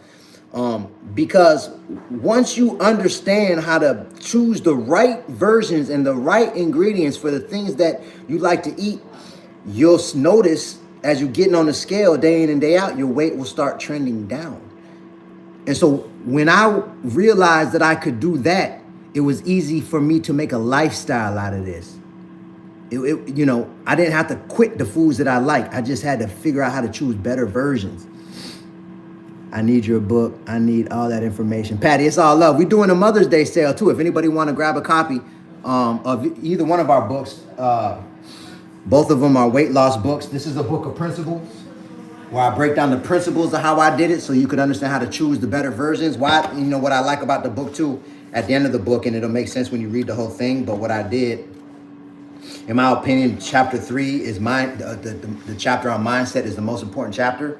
But at the end of the book, I did a 10-point checklist, and I instruct everybody in the book to write this checklist down and keep it on you for at least 30 days. And every time you are about to eat something, You got to answer. You got to be able to answer yes to all them questions and check that box off. If any of them boxes not checked, you know you're eating the wrong version of whatever you're about to eat. So you got to keep looking for a better version. Once you can check off all 10 of them boxes, you know, okay, bomb, I'm on track. So that's a book of principles to help you make the right decisions, to choose the right versions of what you like. And then this is the family cookbook, 62 recipes full of flavor that fit these principles. We got, you know, vegan friendly recipe, vegetarian friendly recipe. We got people that, you know, carnivore. We got meat recipes in there, dessert recipes, sauces. And then what I did was, just in case anybody buy this cookbook that don't buy my book, I wanted people to understand why these recipes are helping them to lose the weight. So I put this 4-part video series in the cookbook, and these are QR codes that you can scan with your phone, and they're instructional, and it'll break down why these recipes will help you to lose the weight. So this way it'll make sense. And shout out my family. Everybody helped and contributed with this cookbook. It's called the Life Matters So Let's Eat Like It, the Israel Family Cookbook. Our kids actually wrote a prayer in the book right here to whoever read it. Whoever, you know, from their heart to whoever read it, it's a prayer to them. And it made them co-authors. And we had a goal to hit best-selling status on Amazon. And we actually hit #1 in multiple categories. So now we're a family full of best-selling authors, which is super lit. You know, so like I said, we're doing a 50% off sale on the books for Mother's Day. If anybody want to grab a copy, feel free. We got the discount link underneath my profile picture. And you'll see the discount happen on the checkout page if you want to grab a copy. Let me see. Norma just got the cookbook. That's love, Norma. That's love, man. Shoot us an email when you get the recipe, when you practice with the recipes, and keep us in the loop. You know, our customer service email on our website, but it's brilliantmindedllc@gmail.com. We love feedback. You know what I mean? Keep us in the loop on your journey. Do you have help with diabetes? Now, that's a great, Mike Turner. That's a great question. Jack Bow, that's love. That's a great question, right? About the diabetes. I wrote my book, and I want to be clear. Tiffany Brooks, I just seen the order come through. DeSheila Randall, I just seen the order come through. DeSheila's love. I wrote the book real intentionally. I'm gonna cook this a little bit longer. This is a thick piece of fish. But when I wrote this book, right, I started writing it in 2020 during the pandemic. And I wrote it from a heart and a headspace of wanting to help people lose weight. I wanted to make it easy to understand what I did. So I was kind of like in the headspace where I explained it the way that I would want it to be explained to me, if that makes sense. Like my old self, before I understood what I understand now, how I would want someone to explain it to me is how I wrote the book. So it came from a space of wanting to help people lose weight. When I was 100 pounds overweight, when this was me, I didn't have diabetes. I didn't have any health issues that I knew of. And so it wasn't a book designed to help people with their health. That's why I don't like giving health advice. But what's been happening is, and shout out on Kobe, for example, and he's just sent me a testimonial video. He was a couple points away from being pre-diabetic, and his doctors was gonna put him on medication, but he didn't want to take the medication until he was actually at that level. And when he got diagnosed, right after that, he came into my content and decided to get the book, and he applied it. And not only did he lose weight, but his numbers leveled out. And the doctor, he just left a big comment thanking me in the comments, and I shot him a DM, and we jumped on the phone. And he explained what happened. He was saying, like, the doctors was asking him what happened, and he told him that he just was following the principles that he learned, and his numbers leveled out. So I think that's interesting to note. But again, weight loss is my lane. Health advice isn't, because I don't have case studies. I don't understand blood work. I don't like playing with people like that. But what I did in my book, because I'm of the belief that health is connected to the way that we're eating. I think that a lot of the health issues that we're dealing with in this country you can tie it right to the food. This is a theory that I have that I haven't proven from case studies and experimentation with myself or others. So it's just like a theory that I have. But A lot of us are thinking the same way. This is why I get emails. My wife reads emails to me all the time, people asking for health advice. So I kind of like foresee this happening. And so that's why in my book, I mentioned my brother Yaki. Shout out Yaki. He's helped a lot of people with health issues. Beat diabetes, cancer, herpes, AIDS, all type of things.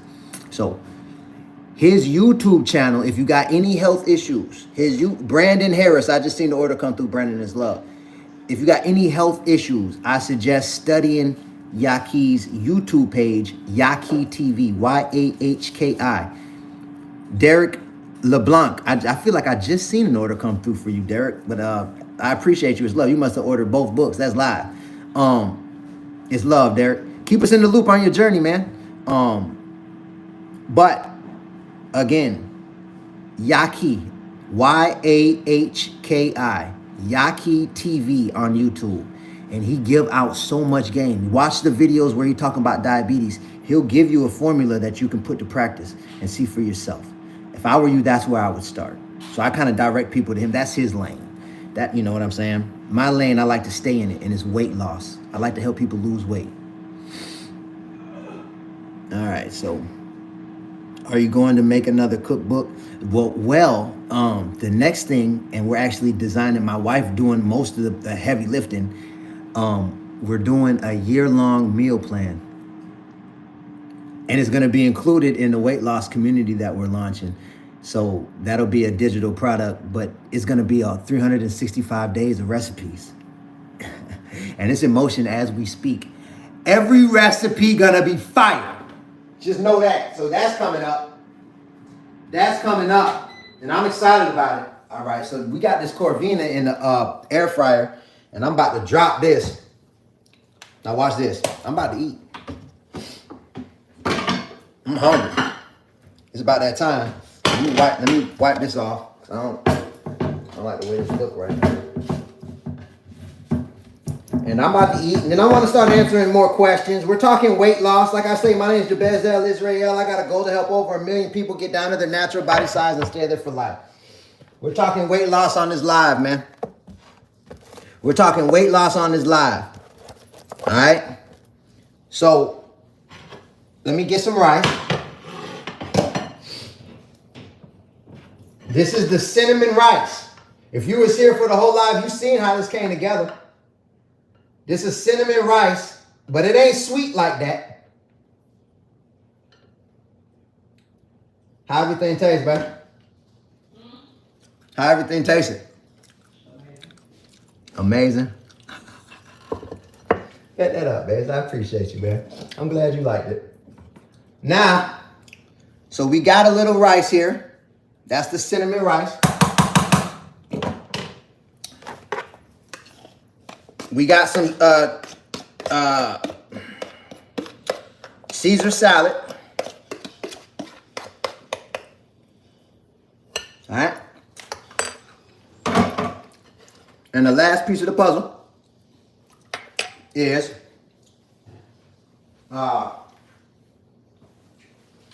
this air fried Corvina.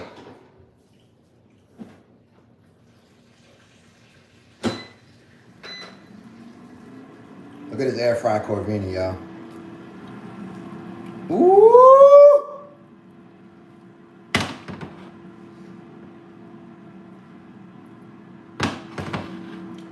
I feel like this need to go for a little bit longer though. It's a thick piece of fish. I thought,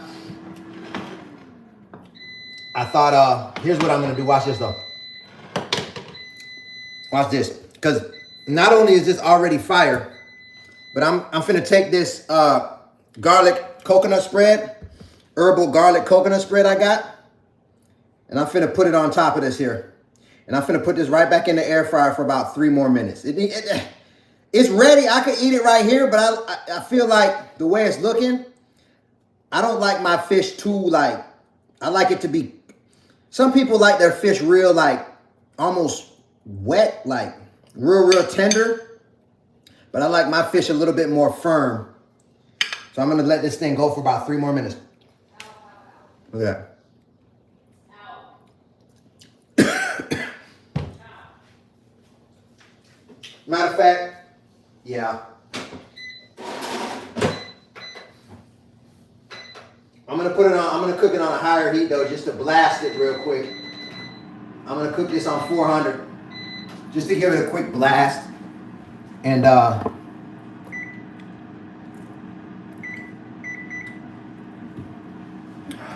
putting this plate in the oven just to kind of keep it toasty.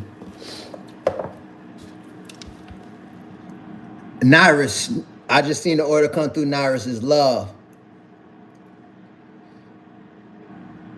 Yeah, nah, trust me, Tavon. This thing do hit different. I'm telling you, we eating good. You know what I'm saying? This is what we're doing right now. We cooking and we thinking. Every time I'm cooking, I like to think previous before that because Pam Trees Ross. I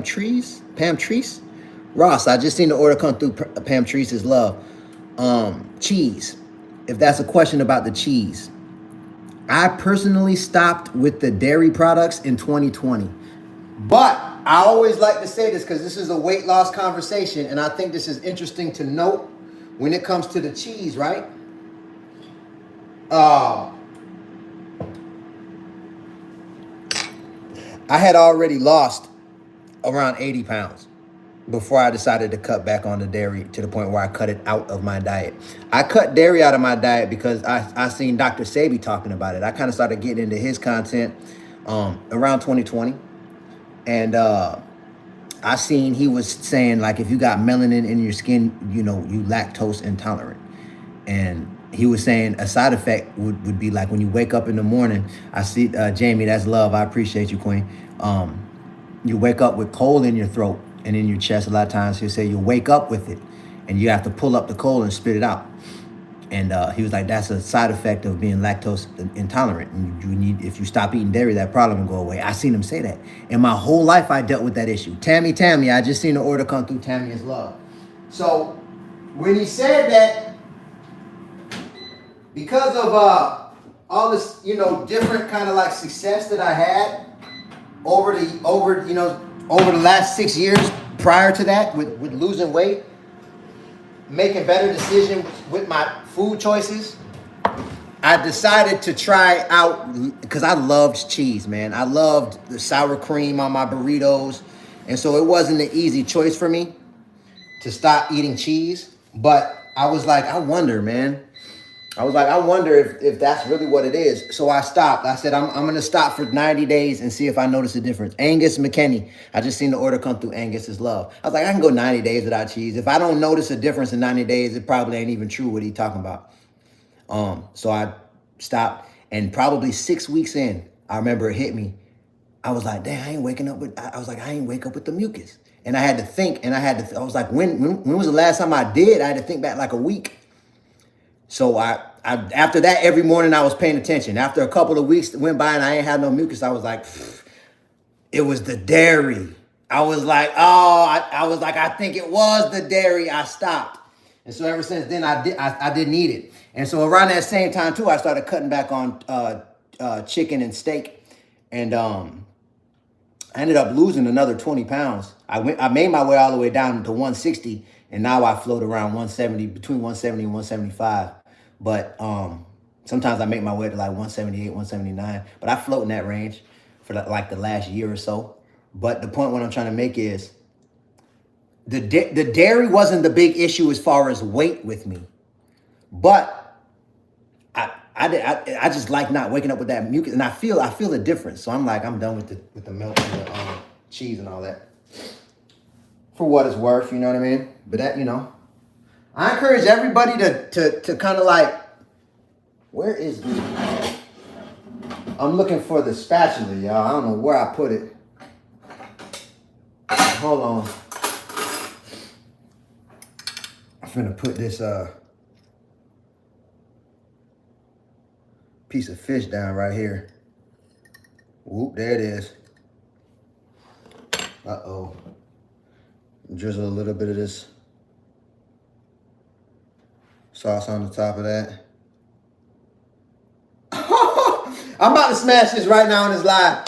And we're going to be asking, you know, anybody got any questions, feel free to drop them in the comments. Let's take a look. Let's take a look, man. We got the air fried Corvina. We got the seasoned cinnamon rice. And we got a Caesar salad here that I'm about to smash for dinner. This meal fit the principles of my book, Life Matters, So Let's Eat Like It. This is a meal that ain't gonna put that weight on me like that. And it's full of flavors, fire. I lost 100 pounds still eating the foods that I love to eat. That's why I wrote my book, to help people understand how to do the same thing. This was me in 2014. Neon, what they do, Neon Douglas is love. I wanna answer questions, man. Anybody got any weight loss questions, feel free to drop them. What do you think about soursop? Actually, somebody just sent me soursop seeds that she couldn't grow because she don't live in the right climate.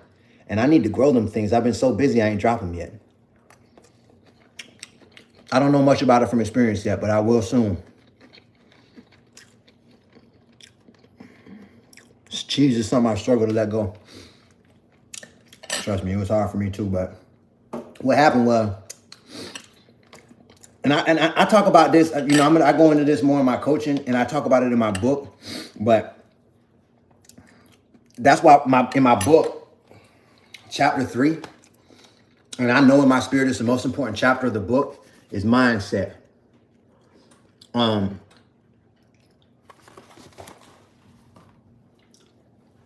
used to have the wrong mindset when it came to food. My mindset was, I'm gonna be real with you, this is so good, dog.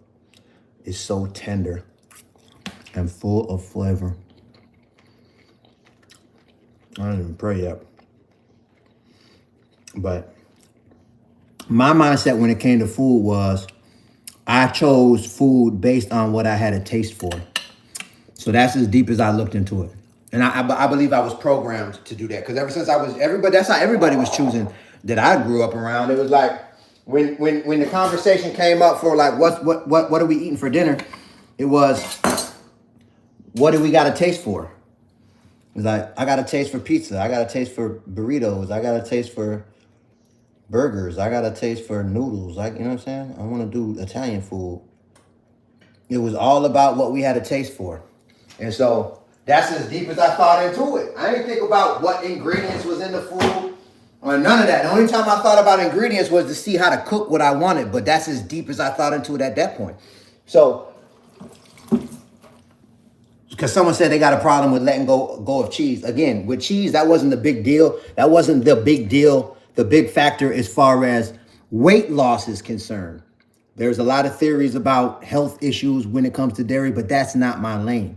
But I like to be very clear. I ate cheese for 6 years and lost 80 pounds during them 6 years. So for what it's worth. But why I believe I was able to let go of the cheese was because I had a shift in mindset from wanting to taste what I like to I love myself more than the love that I have for the way food tastes. I love myself more than the love that I have for the way food tastes. When it comes to mindset, right? One of the things that helped me heavily was this is so good. This is restaurant status. And it's crazy, like when we go out to restaurants, even, like expensive restaurants, most of the time it ain't as good as what we cook at home. But what I started doing in 2013, a major shift happened for me, and I didn't realize it until I reflected on my life when I was writing my book, and even after writing my book, especially when I started coaching people one-on-one and I developed my framework for coaching. I had to reflect on my life and kind of like reverse engineer what worked and how to explain it. I realized in 2013, I started watching a lot of podcasts of successful people in different fields. And what I realized watching these podcasts, like how-to podcasts and like, interviews along the lines of like, how did you do it? What did you go through? This type of content on YouTube, I started to get into it. And I noticed that a lot of successful people had morning routines for the purposes of strengthening their mindset. So there's things that we can do throughout the day that can actually stimulate neurological growth in our brain.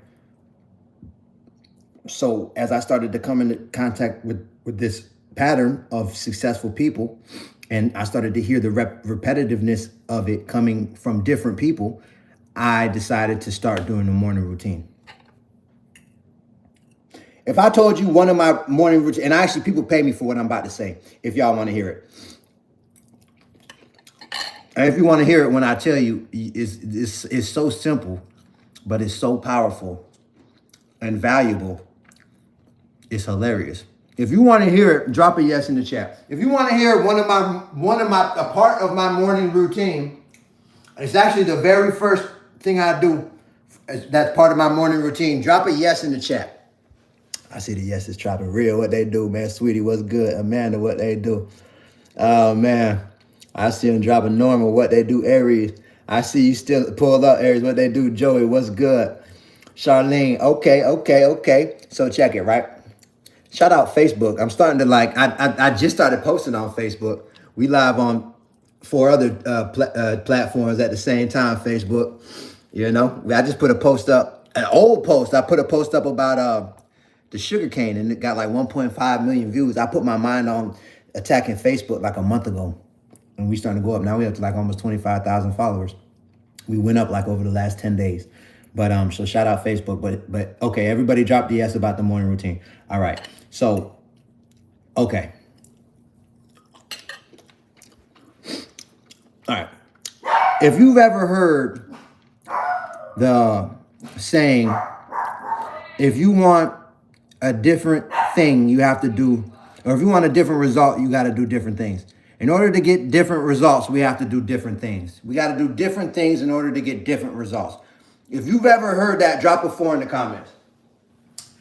Because to me, I'm going to be honest with you, that even though that saying is so simple, it's so powerful. It is so powerful. That's ingrained into my brain. If I want something different, I got to do something different. I can't keep doing the same thing and expect to get something different. It don't work like that. So I see the 4s dropping. So, okay. So what I'm about to tell you in this morning part, the first part of my morning routine, right? Why it works, the science of it is when you do this, what it does is there's a part of our brain that has neurons, and they're called pathways between going from one neuron to the other. In some parts of our brain, it's very, very strong neurological pathways. In other places, they're very, very weak. In other places, sometimes there's a gap between the neurons, and it has to be an electrical jump that go from one neuron to the next. And sometimes there's pathways that the electrons can just go through. So you can grow the neuron to connect from part to part, and then you could strengthen it to grow, where it's like a constant flow of electricity and thought process that can go through them neurons. The stronger that pathway get, the bigger the neurological pathway will be, and the more intelligent people are. This is the science of it, right? So this is the routine right here. When you wake up in the morning, right?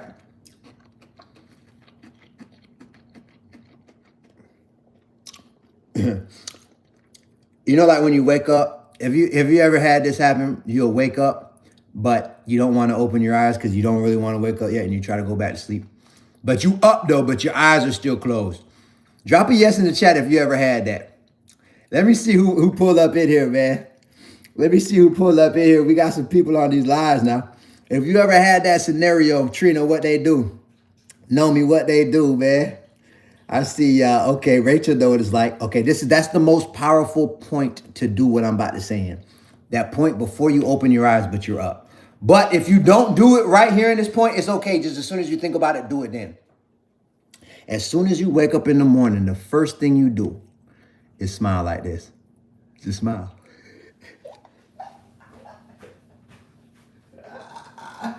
That's it.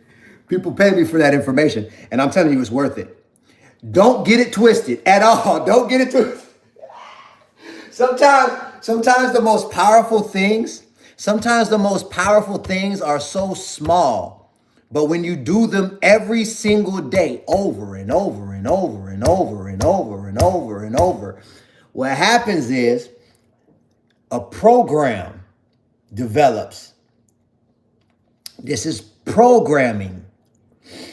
So the science of it, and I gotta say, I ain't make this up. There's multiple successful people I've seen on interviews said the same thing that they do in the morning. The first thing they do is smile. And everybody that said it, I loved their interview and I loved their energy. Like they had a happy, upbeat energy. Right? So I was like, okay. The science of it go, when we smile, and you could Google search this. This is a known fact. This is public information. When we go like this, endorphins release in our brain automatically. There's a chemical reaction just from going like this. So whoever designed our body, as soon as we go like this, endorphins release. This is why people pay for comedy. That's why some people that got a sense of humor, everybody love them so much, because they make you smile. And when you smile, endorphins release. And it's a feeling that come along with that. But when the endorphins release, that area where the endorphins release trigger a chemical reaction. And one of the reactions of endorphins releasing in the brain is neurological pathways start to strengthen. So this is the science of doing it. And when you do it right when you wake up in the morning, you're coming off a fast. That's why the first meal of the day, right? They call it breakfast, because you break in the fast. So check it, right? Not only did you just fast, but also, a lot of people don't understand meditation, and I'm getting more and more into it, and it's changed my life. Meditating, that's a whole nother thing. But it's a state that you go into when you meditate. And it's, you can hook people's brains up to different equipment and all of this. When we sleep and when we meditate, it's pretty much identical what happens in our brain. And what starts happening with there's pathways in our body called the meridian pathways, or some people call them chakras, different chakra points of our body going through the meridian pathways of our body. The energy flows through these pathways. A lot of us were kind of like down or depressed. If we got anxiety or we got anger problems, different chakra points, different points of our meridian pathways are clogged up. But the thing about this is when we sleep, right, and when we meditate, our body go to working on breaking up blockages in our meridian pathways, so energy can flow through us, and we're more in our highest self state. The food is blocking up these pathways. Stuff floating around in the air, content that we're watching on our phones, negative people that we're around. There's a lot of different things that could block us up. But when we sleep, our body go to work on ourselves. And on top of that, when we don't put no food in ourselves, our body has energy to start going to work on fixing issues that are in the body. So this is why when you first thing in the morning, when you wake up, is the prime time to smile. It's prime time. If you do it right then before you open your eyes, and you make a point of doing this every single day, watch how your life change. I'm saying that to say, because someone earlier said that dairy is hard for them to give up. I've made so many changes in my life that was very hard for me to change. Since I developed the morning routine that I have. And I think it's because my mind strengthened, pathways strengthened, and I started seeing things from a different angle. I came up with the concept, nah, man, I love myself. I was choosing food. I would eat something that I know, and I still do this with certain things. Like I like to drink wine now. I used to drink liquor. I went from the liquor to the wine. I don't go past 3 cups of wine now, but I still drink wine too much. I might drink wine some days, 5-6 days in a week, sometimes 3, 4, sometimes 1. But I know in my spirit, I'll be way more better off if I cut out the wine. So what I'm saying is there's still things I'm working on myself, but there's been so many things that I've overcome. And I believe I've been able to overcome them from saying things like this and doing practices like this. I love myself more than the love that I have for the way food tastes. So here's another thing that I think will help. I needed this. I need to go back to my routine. There you go, Adam. You got to program yourself, reprogram yourself, man. And ain't nobody going to do it for you, and ain't nobody coming to save you. It's just like, ain't nobody coming to save me. That's how it is. We all got to do what we got to do for us. That's the big battle. So anyway, so here's another thing. I was just going to say, it's going to come back to me. I was just about to say something that I know was going to help. It'll come back to me in a second. Let me see if I can. What is the book you used for articulation? I'm going to be real with you with articulation. It wasn't so much a book. You know, a good book that I liked when it comes to communication is, what was it called? It was years since I read it, but How to Win Friends, How to Win Friends and Influence People, I think it was called. That was a good one. Another one that I got communication skills out of was The 48 Laws of Power and The Art of Seduction. I think was good. But to be real with you, that ain't what did it for me though. What did it for me was being in sales. Communication skills came from like actually communicating to make money for me personally. You know what I mean? I sold stuff on the street since I started selling things when I was 15. The first time I ever tried to sell things was candy when I was 9, and I won the school candy drive, and I won a BMX bike. I was just talking about that when I interviewed Sean G just a few hours ago, but I had a recollection of that. But here's the point: I think when it comes to anything, it's just practice, man. When I communicated with people to sell them things, I had to start. What happened as a result was I started to discover when I said things, I'm watching people body language, and I paid attention to what worked and what didn't work. And over time, I just started to see what worked and what don't work. And I'm a lifelong student of communication. In my opinion, words are the most powerful thing in the universe. I really believe that.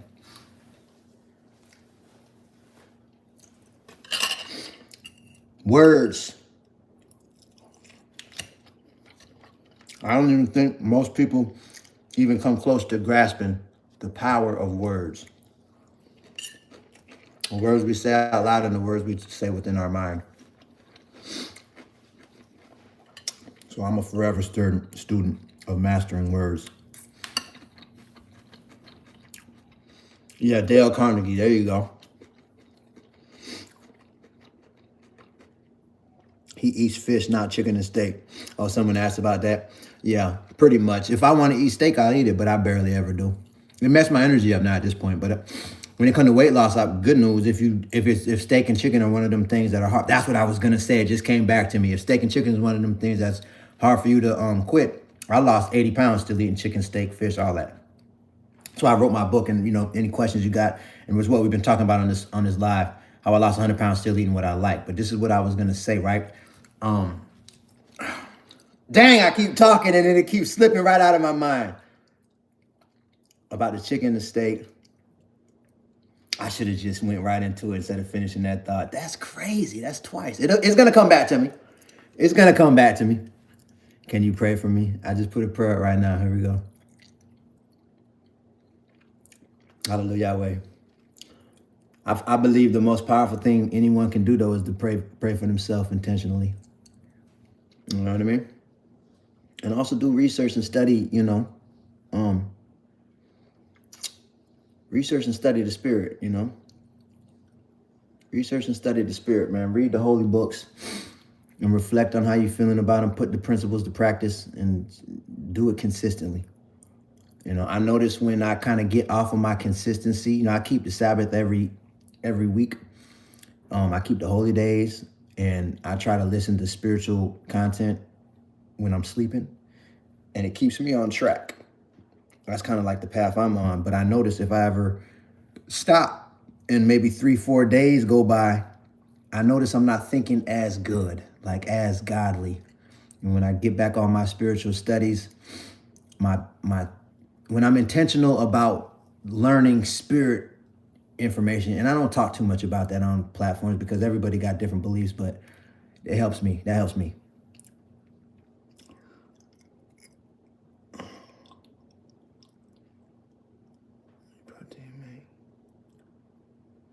What can I do to lose weight the healthy way? Well, see, and that's why I wrote my book, and this is what we're talking about on this live.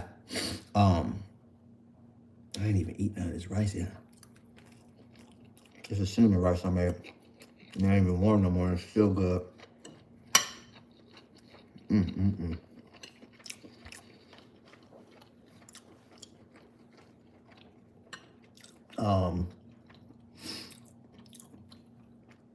I honestly believe, because this is a weight loss conversation, health isn't really my lane. So I don't like to really go down that line of conversation. But I'm of the belief that we're naturally compatible with certain things. Kind of like I believe our bodies are like a machine that our spirit got into and we can control it. And so there's like every car, like it's like a car. Like every car got an owner's manual. You know what I'm saying? And so, like it's gonna need a certain type of gas, it's gonna need a certain type of oil, you're gonna need to know about the filters and the coolant that need to go in there and the battery and the alternator and like everything. If you treat everything right and put the right things into the car at the right times, the car going to keep on running and running and running and running, and it's going to be running good in working order. And so I believe our bodies is the same way. Like if you put regular gas in a diesel car, it'll break down. So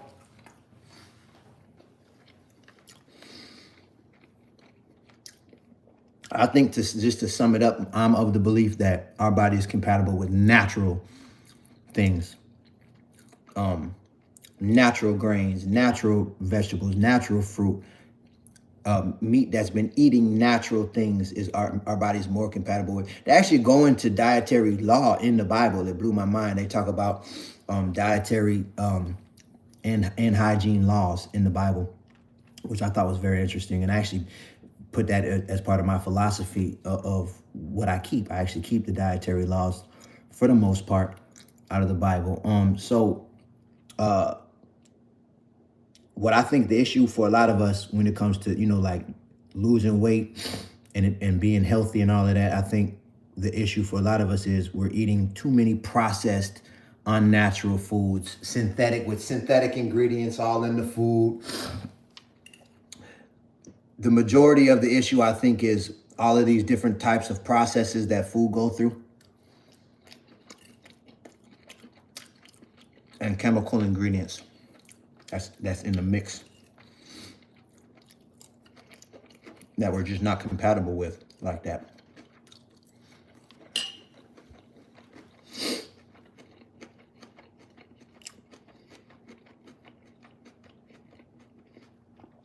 But over time, eating vegetables makes you feel bored. Well, that's kind of like an issue. That's what I was gonna say. It came back to me. So when it for me, right? When I learned this, it changed my life.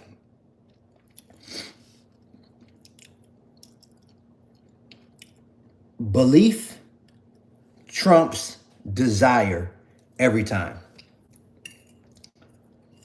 For example, somebody say, how can I lose weight in a healthy way?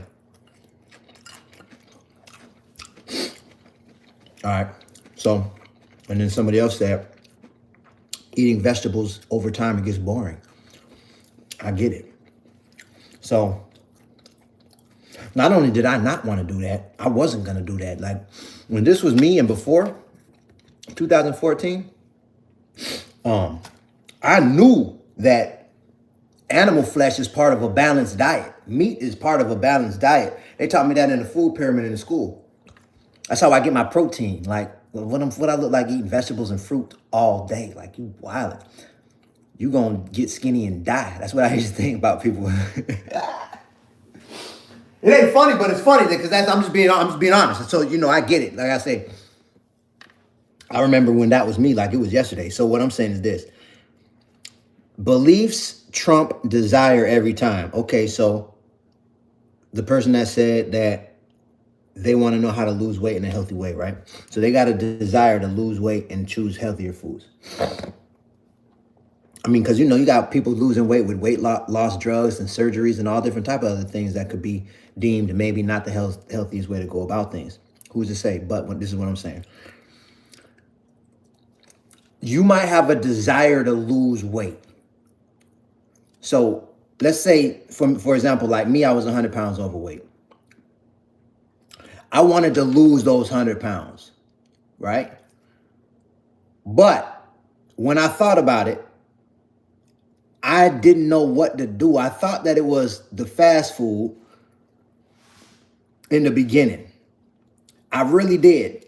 So eventually I hit a point where I believed I could let go of fast food. And what triggered in my mind that made me feel like I could do this is I'm going to still eat burgers and French fries. I'll make my own meals. I'll do baked chicken, barbecue, whatever I want to do. If I want to do steak, I'll do it. I eat whatever I want to eat. If I got to make it, I'll make it myself. Or I'll eat it at a sit-down restaurant. But I'm not eating fast food anymore. I'll still be eating what I like. I'm just not going to fast food no more. I believed that I could do that. I believed I could do it. I'm just done with the fast food. Sharon Johnson. So I had a desire. I just seen the order come through. Sharon is love. I had the desire to lose 100 pounds. And I believed if I stopped eating fast food, I would lose 100 pounds. I really did.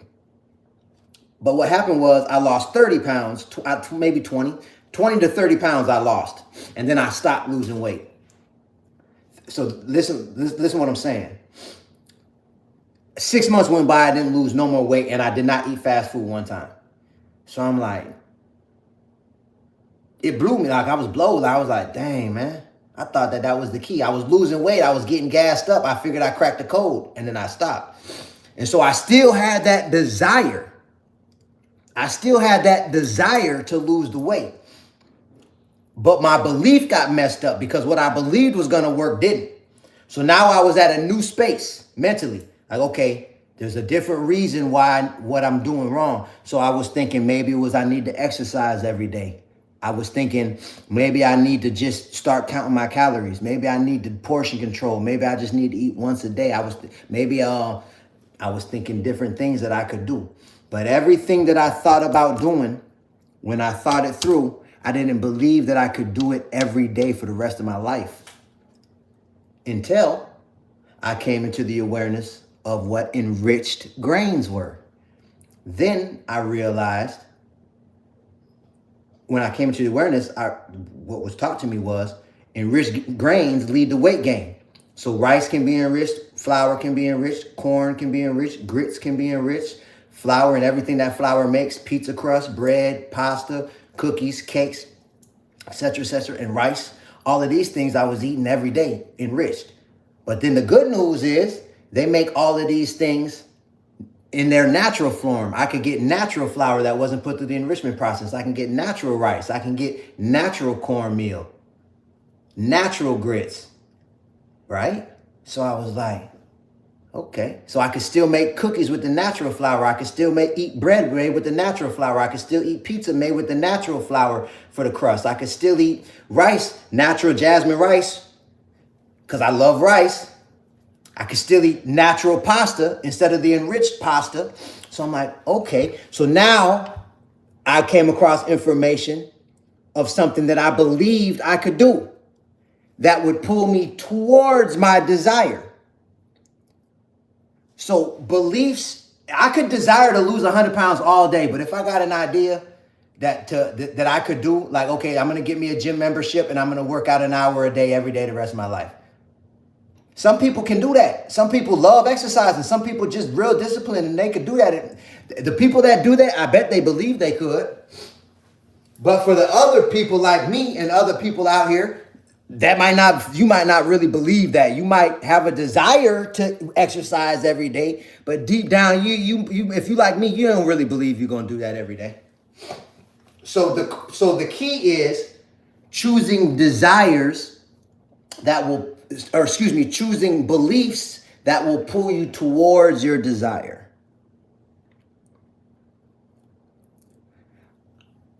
I like burgers and French fries. I don't eat burgers like I used to anymore. I eat fish sandwiches now with the French fries.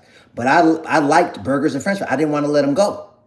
But when I figured, okay, I'm not going to eat fast food burgers, I'll make my own burger. I was like, I could do that. And what that did was it pulled me closer to my overall desire to get down to my natural body size. Then when I learned about the enriched food, I was like, okay, I can still eat rice, I can still eat bread, I can still eat pasta. I just got to eat the natural grains as opposed to the enriched grains. Let me make this switch. Let me start paying attention. I'm only going to eat the natural. I could do that. I made that choice. I started losing weight. It pulled me closer to my desire. So that's what my book is about. That's what my coaching is about. That's what our weight loss community is all about. It's all about that roadmap of choices that we could take, that we believe we can do, that will pull us closer to our desire. My brothers and sisters, I hope that made sense. I really do. Someone put about 1,000 cows. I'm about to block you just cause. But I hope that made sense, man. For real, cause it's real.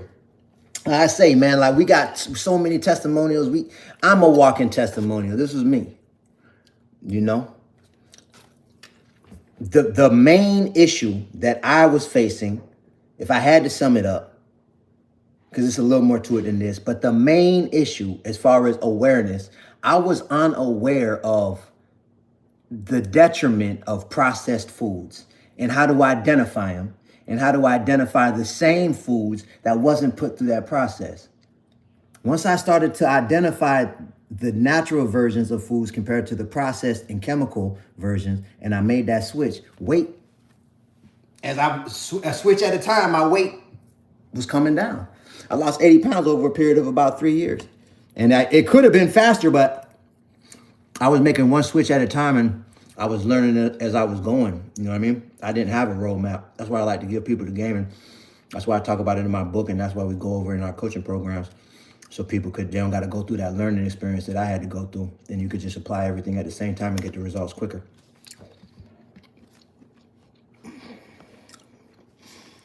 My issue, when cut off sugar, my brain abuse me to getting sugar. I think I get what you're saying. Like you started, when you stopped with the sugar, basically you're going through, what I think was going on was withdrawals. There's a lot of real interesting studies about processed sugars and salts and grains. And cooked food. Sugars, salts, grains, cooked food. And all of these things, when they're processed and they're put through these processes, all of these things get heated up. One of the side effects of eating, what's up? Oh, no. You don't want to put it in the air fryer? I feel you. One of the side effects, and I thought this was real interesting when I learned this. One of the side effects of consuming anything that's been heated up is past a certain degree. I think it's like 200 and something. When anything's been heated up past that point and we consume it, our brain automatically, it's a chemical reaction that happens, and our brain releases endorphins. And when we do it for, I think it's 3 days straight, our body starts to crave that endorphin release. And if we don't get it, another chemical release in our brain that makes us uncomfortable. It makes us feel very uncomfortable. And one of the side effects is our stomach will start to cramp up.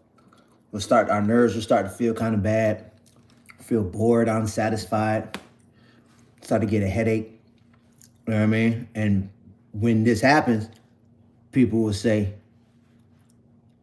you're probably hungry. You need to eat something. and then we'll eat something and it go away a lot of times.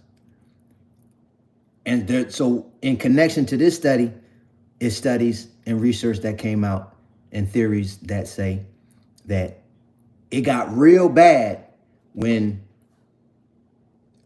America adopted the standard American breakfast. Let me ask y'all a question. Do me a favor, drop in the comments. I break all these principles down in my book. If anybody got a goal to lose weight, these books will help. We're doing a 50% off sale for Mother's Day.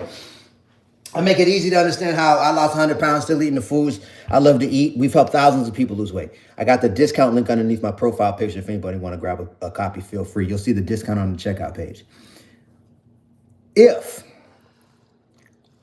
is what I want you to do in the comments. Drop the first breakfast item that come to mind. Drop it in the comments. Drop it in the comments. The first breakfast item that come to mind. Tanny, I just bought your book. I appreciate that, Tanny. It's love. Pancakes. The first breakfast item that come to mind. How can I get the discount? It's on the link. If you go to the link underneath my profile picture, when you click that link, it take you to our website. You'll see the regular price at first. Don't worry about it. That's a discount link. You'll see the discount on the checkout page.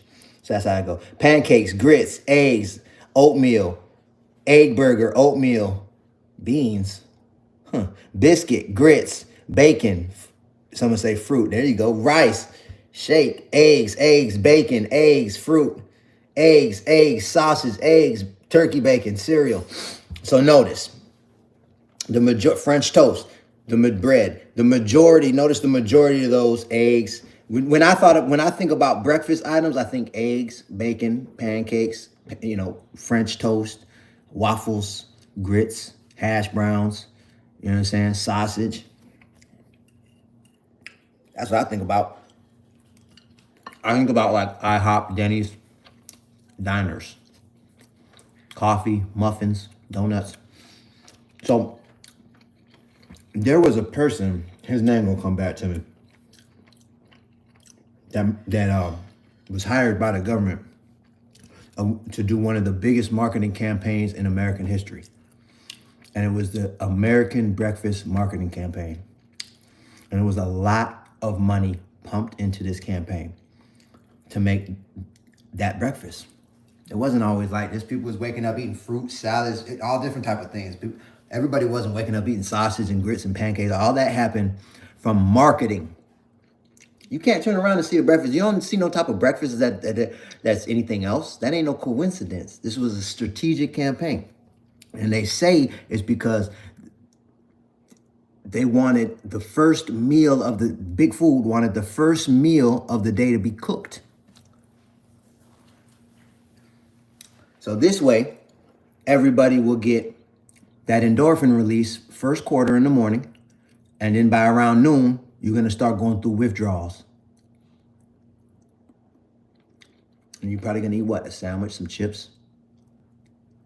And the withdrawals, people replace the word withdrawal for hungry. And you start to feel that feeling in your stomach and you're like, dang, I'm getting hungry. There is a whole school of thought that say, no, that's actually not hunger. That's you're going through withdrawals from cooked food.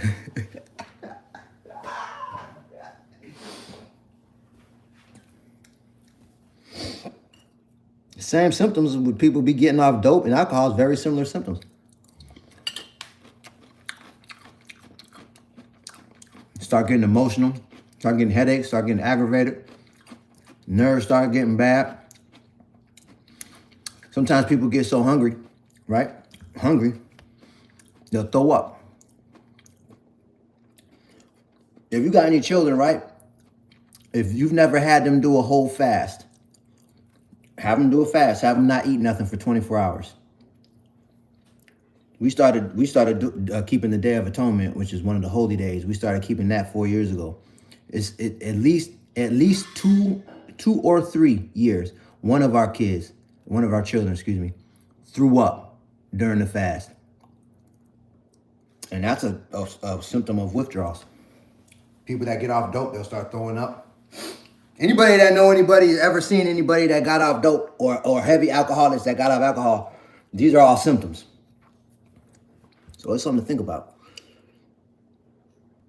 Someone say sugar is a drug. Tony, I don't know if that was you earlier that said that about the sugar. That's what made me remember about that. Someone said when they get off sugar, they start to, like, something they said, but that, like, their brain start messing with them. Some sugar was put through that chemical process. It was heated up. And sugar also got other addictive qualities besides just being heated up.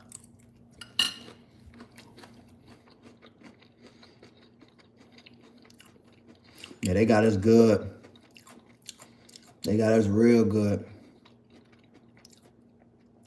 Sugar makes you eat more, yeah.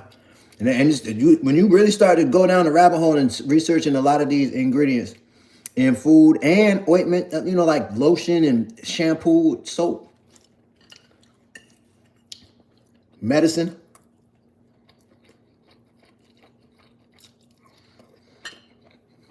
It's mind-blowing. But a lot of the food, especially the processed food, heavily processed food, that'd be like in the middle of the grocery store and in fast food restaurants especially, there's chemicals in there that numb our intestinal tract. And then they got other chemicals in there that excite our taste buds and make you want to keep eating. So they're hitting us with two drugs, bum bum. So you eat the food, it tastes amazing, like chips. A lot of them chips with the powder on them, with a lot of flavor. You eat that, it's exciting. It's a mouth high. And then it's going into your intestinal tract and it's numbing it. So now your stomach full of food and you don't even feel it. And you still want to keep having that mouth high. So you keep eating. It's how a lot of us get obese, man. We're enticed into being gluttonous. We're encouraged to eat 3 times every day. We don't need to eat that much, man. Our ancestors ain't eat like that. 3 big meals all day, every day. So, you know. But the good news is, so it's like we eating 3 times a day, and then on top of that, we eating processed food that's addicting and all of that. But the good news is, when I made the switch and I started getting intentional about choosing better ingredients, my appetite naturally started going down, and I didn't want to eat that much. I thought that was real interesting when I noticed it. That's how I know a lot of the food I was eating was addicting me, and it made me want to keep eating more. And when I let my body clean itself out from eating better options, I couldn't eat that much. Like, I felt dumb, uncomfortable. That's how I feel now when I eat like steak and chicken. I love how it tastes, but I hate the way I feel about 30 minutes later. I'd be like, dang, I knew I shouldn't have did that every time, dog. But I still eat it if I want it. But it's to the point where, like, I'm pretty much all the way over it because I already know what's coming. I feel like if I stop eating fish for long enough, fish will probably do the same thing to me, but I ain't get there yet.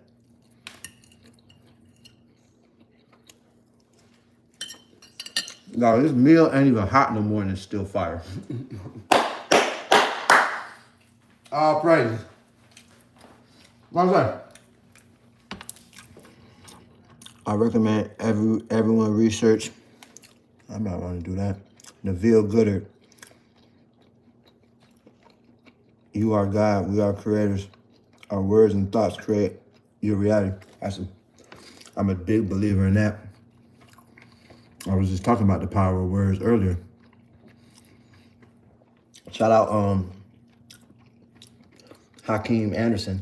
He actually did a forward in my book. I'm real proud of this forward. Everybody that did one of the forwards in my book, but he did this one right here.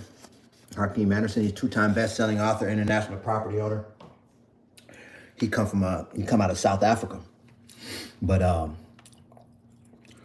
connected with, long story short, I connected with him a few years back, and just a super interesting dude. But he the one told me that the English language, there's only one language that fit this principle, and it's the English language. He the one told me this. The English language is the only language of all the languages on the planet Earth that was created by a group of spellcasters. He told me that.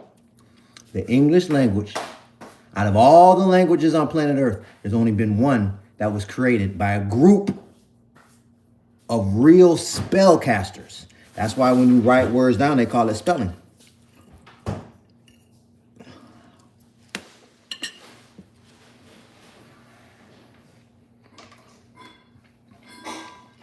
When you say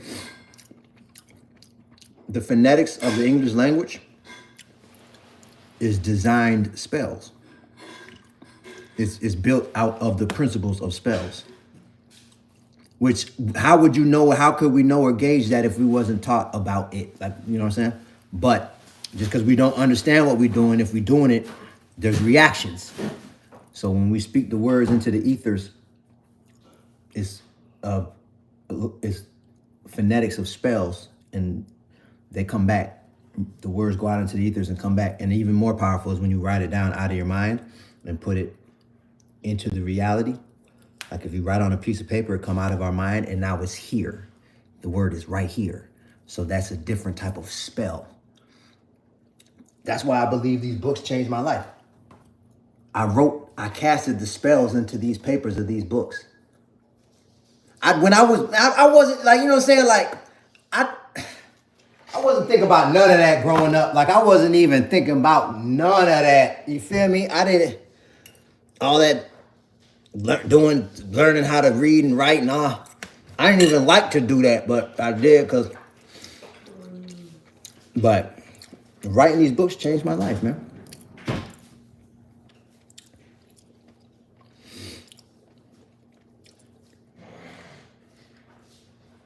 Yep. Words have power. That's a fact. Tyrone Brown, I just seen the order come through. We're doing a Mother's Day sale. Shout out all the moms on both our books. And speaking of spells, if you want to grab a copy, we got the discount link under my profile picture. You'll see the discount on the checkout page. I'm going to be on this live about 10 more minutes. I'm going to get up out of here, y'all. But so I wrote this book, Life Matters, So Let's Eat Like It, to break down the principles. I make it real easy to understand how I lost 100 pounds still eating what I like to eat. And then I do a lot of cooking content, so people started asking us for a cookbook. And so me and my wife started on our family cookbook. The majority of these recipes are my wife's, in my opinion. She's a better cook than me. She raw.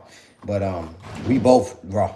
But so we was writing this cookbook, and I had the goal for to hit bestseller. I wanted to make this a bestseller too, because I made this a bestseller. This hit #1 in multiple categories on Amazon. And so I wanted to do the same thing with the cookbook. I mean, this way she'll be a best-selling author too. So we co-authored the book, but then along the way, it got into my spirit for our kids to help out. So they, our children, and stop saying kids, that's actually a baby goat. I learned that not too long ago.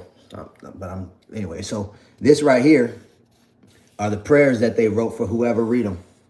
So that made them a co-author of the book. This is our family right here. Shout out my wife and kids. So this is Life Matters, So Let's Eat Like It, the family cookbook, co-authored by the Israel family. And we actually ended up hitting #1 on Amazon in multiple categories. You know, so now we're a family full of best-selling authors. The books work. They've helped a lot of people lose weight. You know, we got a 4-part video series in this cookbook called Rooted in Nature. That breaks down why these recipes are going to help you lose weight. Because I wanted people to understand why these recipes are intentional, and to make sure that they follow them to the T. And it's very ingredient aware. So we're doing a 50% off sale for Mother's Day on both books. If anybody want to grab a copy, feel free. We got the discount link underneath my profile picture, and you'll see the discount on the checkout page. You feel me? I'll probably answer another question. I'm going to get up out of here, y'all. Earl Sanders, I'll be getting both. I just found out I was borderline, so you probably pre-diabetic. I encourage you to grab it. I encourage you to practice it and to the T. And Earl, also, you'll see on our website, our customer service email is brilliantmindedllc@gmail.com. Keep us in the loop, my brother. Stay in the loop with me. I want to know as you're going through your journey, if you got any questions. My wife checked them emails. You know what I mean? You in particular, I'm going to be curious about your journey. Whenever you email, just say that, I said what I said on the live or whatever. So my wife will peep it and let me know, because she checked them emails every day. Earl, yeah, it's love, my brother. Yeah, I wish you the best. I'm putting the prayer up for you right now. And oh man, I just lost. I lost my power on Facebook. My battery's about to die. Charlene, I just seen the order come through. It's all love, man. Where can I find your book? We're doing a 50% off Mother's Day sale on our website. We got the discount link underneath my profile picture. If you go to my homepage, you'll see it at the top of the page, right underneath the profile picture. That's a discount link for Mother's Day. We're doing a 50% off sale. So when you click that link, it'll take you to our website. You'll see the regular price at first. But when you click checkout, that's a discount link. So you'll see the price get cut by 50% on the payment page. So if you want to grab a copy, it's actually 50% off right now. We got the link right up underneath my profile picture. If you want to grab a copy, feel free. Do you prune your tomatoes? I need to learn more about that. I just let the tomatoes, I've just been letting them go. They haven't been producing a lot of tomatoes. We've probably been getting 6, 7 tomatoes off the plant and then it die. So I know I could be doing better with the tomatoes, but you know, I'm learning as I grow, man. Someone say J. Cole, what happened? My name is actually Jabez El Israel, man. I get it. We looking like.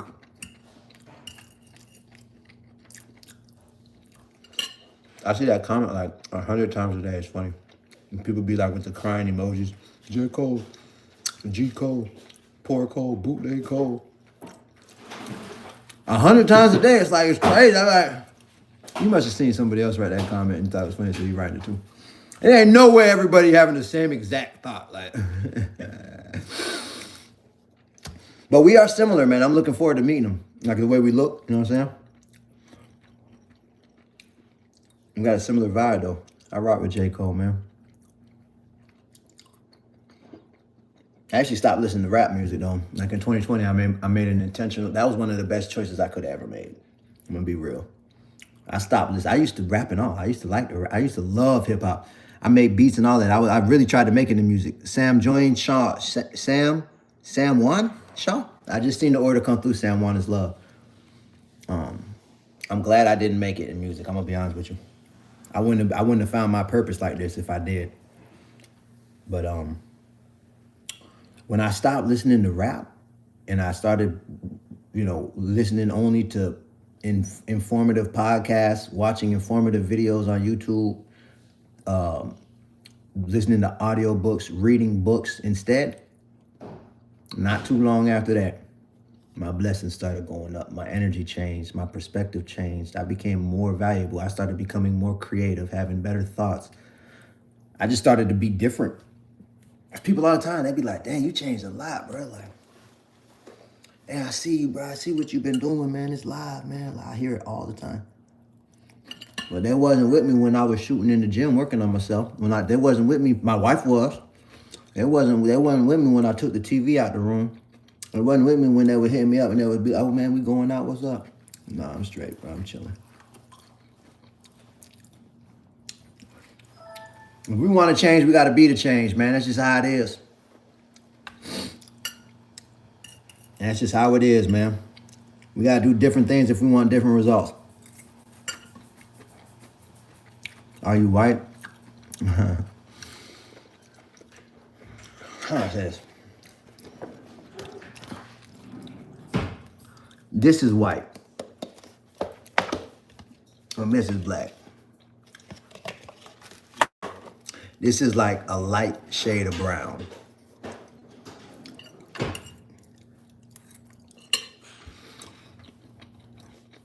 They program me to be to identify with colors that ain't even colors. White and black ain't even colors, but they teach us that.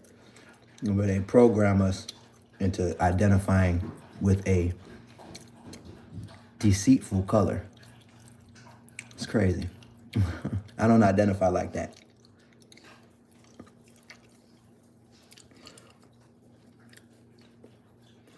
So anyways, man, my brothers and sisters, I think I'm about to get up out of here. I'm starting to get a little drowsy. So here we go. I'm going to finish the live like this. If you got to go to lose weight,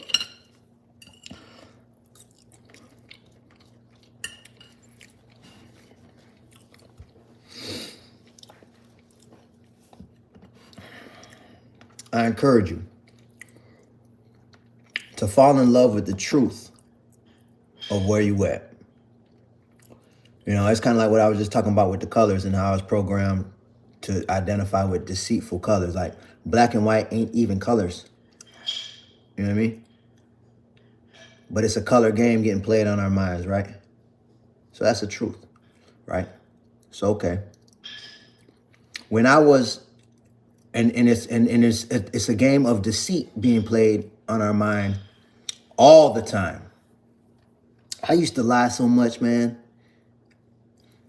And when I really sat back and I really like dissected, when I started changing and I really was I reflect a lot on the old me. Like there's things I've done that I'm ashamed of. Like when I think about my past, it's like, how did I do that? For real.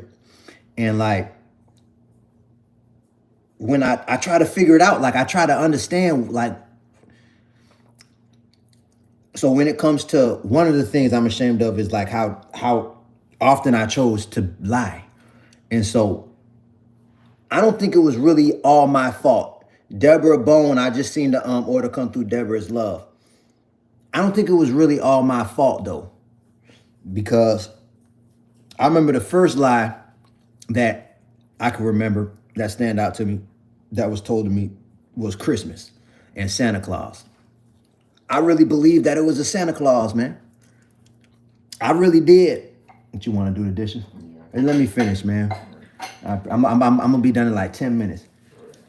I really did believe there was a Santa Claus. You know what I'm saying? And then I remember when I found out that it wasn't a Santa Claus. I remember coming and it was like the chocolate chip cookies was on the table with a bite out of it, and like we used to leave the milk out on the table with the chocolate chip cookies with the milk. And then it'll be like the chocolate chip cookie would have like a bite out of it in the milk. And it was like, dang, I missed it. I wanted to see Santa Claus. But then the presents was up underneath the tree. I was happy. I'm opening the presents they got from Santa on there. I believed it. And then when I found out, I was like, I remember I was confused, but it was like, everyone was like, well, that's just what it is. It's just part of Christmas. It's all for the fun and games. And then I remember when I believed in the tooth fairy and I found out the tooth fairy wasn't real. I remember when I realized Halloween is a holiday based on deception. The whole thing about it, trick or treat. I'm giving someone go knock on my door and then ask me trick or treat. They asking me a question, trick or treat. You the one knocking on my door, but then I'm supposed to give you a treat. But you asking me, do I want you to trick me or treat? So, but I'm the one giving you something. I'm saying when I realized it, I got real confused. I'm like, what the trick or treat? Everybody putting on a mask and dressing up like something they not. I remember when it came to Thanksgiving, I believed that the Pilgrims and the Indians was peaceful and they was giving thanks. That was the whole thing with Thanksgiving. Then I found out that wasn't true. April Fool's is a day to make a joke out of lying to somebody and tricking them. So what I'm saying, and I could keep going on and on and on. So I was programmed to lie. So and then so crazy, even though I always felt the way as a child, when I realized adults was lying to me, when I became an adult, since I was programmed over and over and everybody else was doing it, I started doing it. To the point where I started lying to get what I wanted. And a lot of times it'll work. I'll get what I want from a lie. And then I will get caught in lies. And I'll see how bad it made people feel.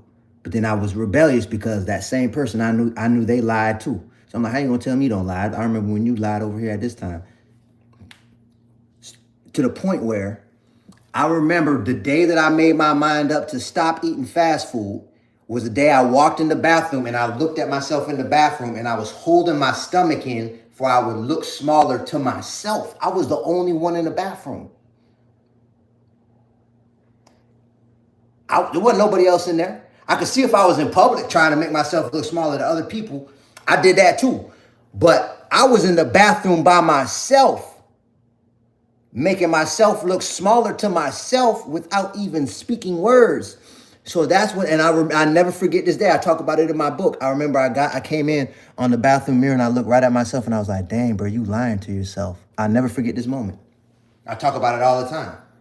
I was like, it was a moment of clarity. I was like, dang, bro, you lying to yourself. Tyra Jones, I just seen the order come through. Tyra is love. And then I was like, damn, I wonder what else I'm lying to myself. I was like, dang, you could lie to yourself? And I was like, no, but I'm lying without even speaking. I'm holding my body different I'm lying to my eyes. And I didn't even realize it. Like it was just a habit. So if you got a goal to lose weight, I encourage you to fall in love with the truth. Because the problem and the issue with lies can be, especially when we lie to ourselves, the issues with lies can be to where it'll block us from seeing our faults, that if we look at them, we can fix them and become more powerful.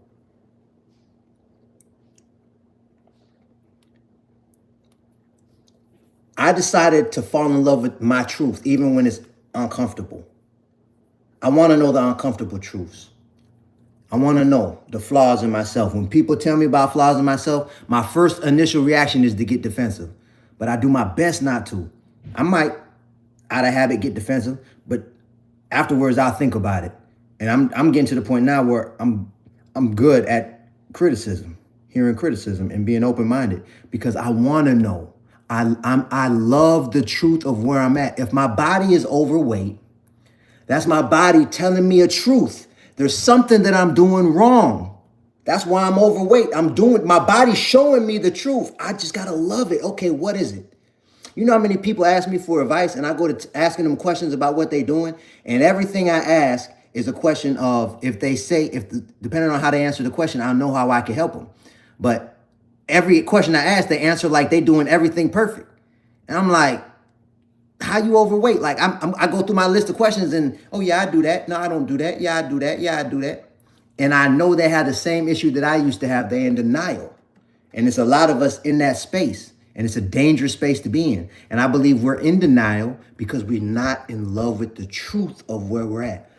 You gotta fall in love with the truth, man. My brothers and sisters, I hope this live helped. If you got to go to lose weight, our books will help. It brings awareness to choose better versions of the foods we love to eat. I lost 100 pounds, still eating the foods that I love to eat. We've helped thousands of people lose weight. We're doing a Mother's Day sale. If anybody want to grab a copy, feel free. You'll see the discount link underneath my profile picture. You'll see the discount on the checkout page. My brothers and sisters, I love y'all for real. Prayers up, blessings up.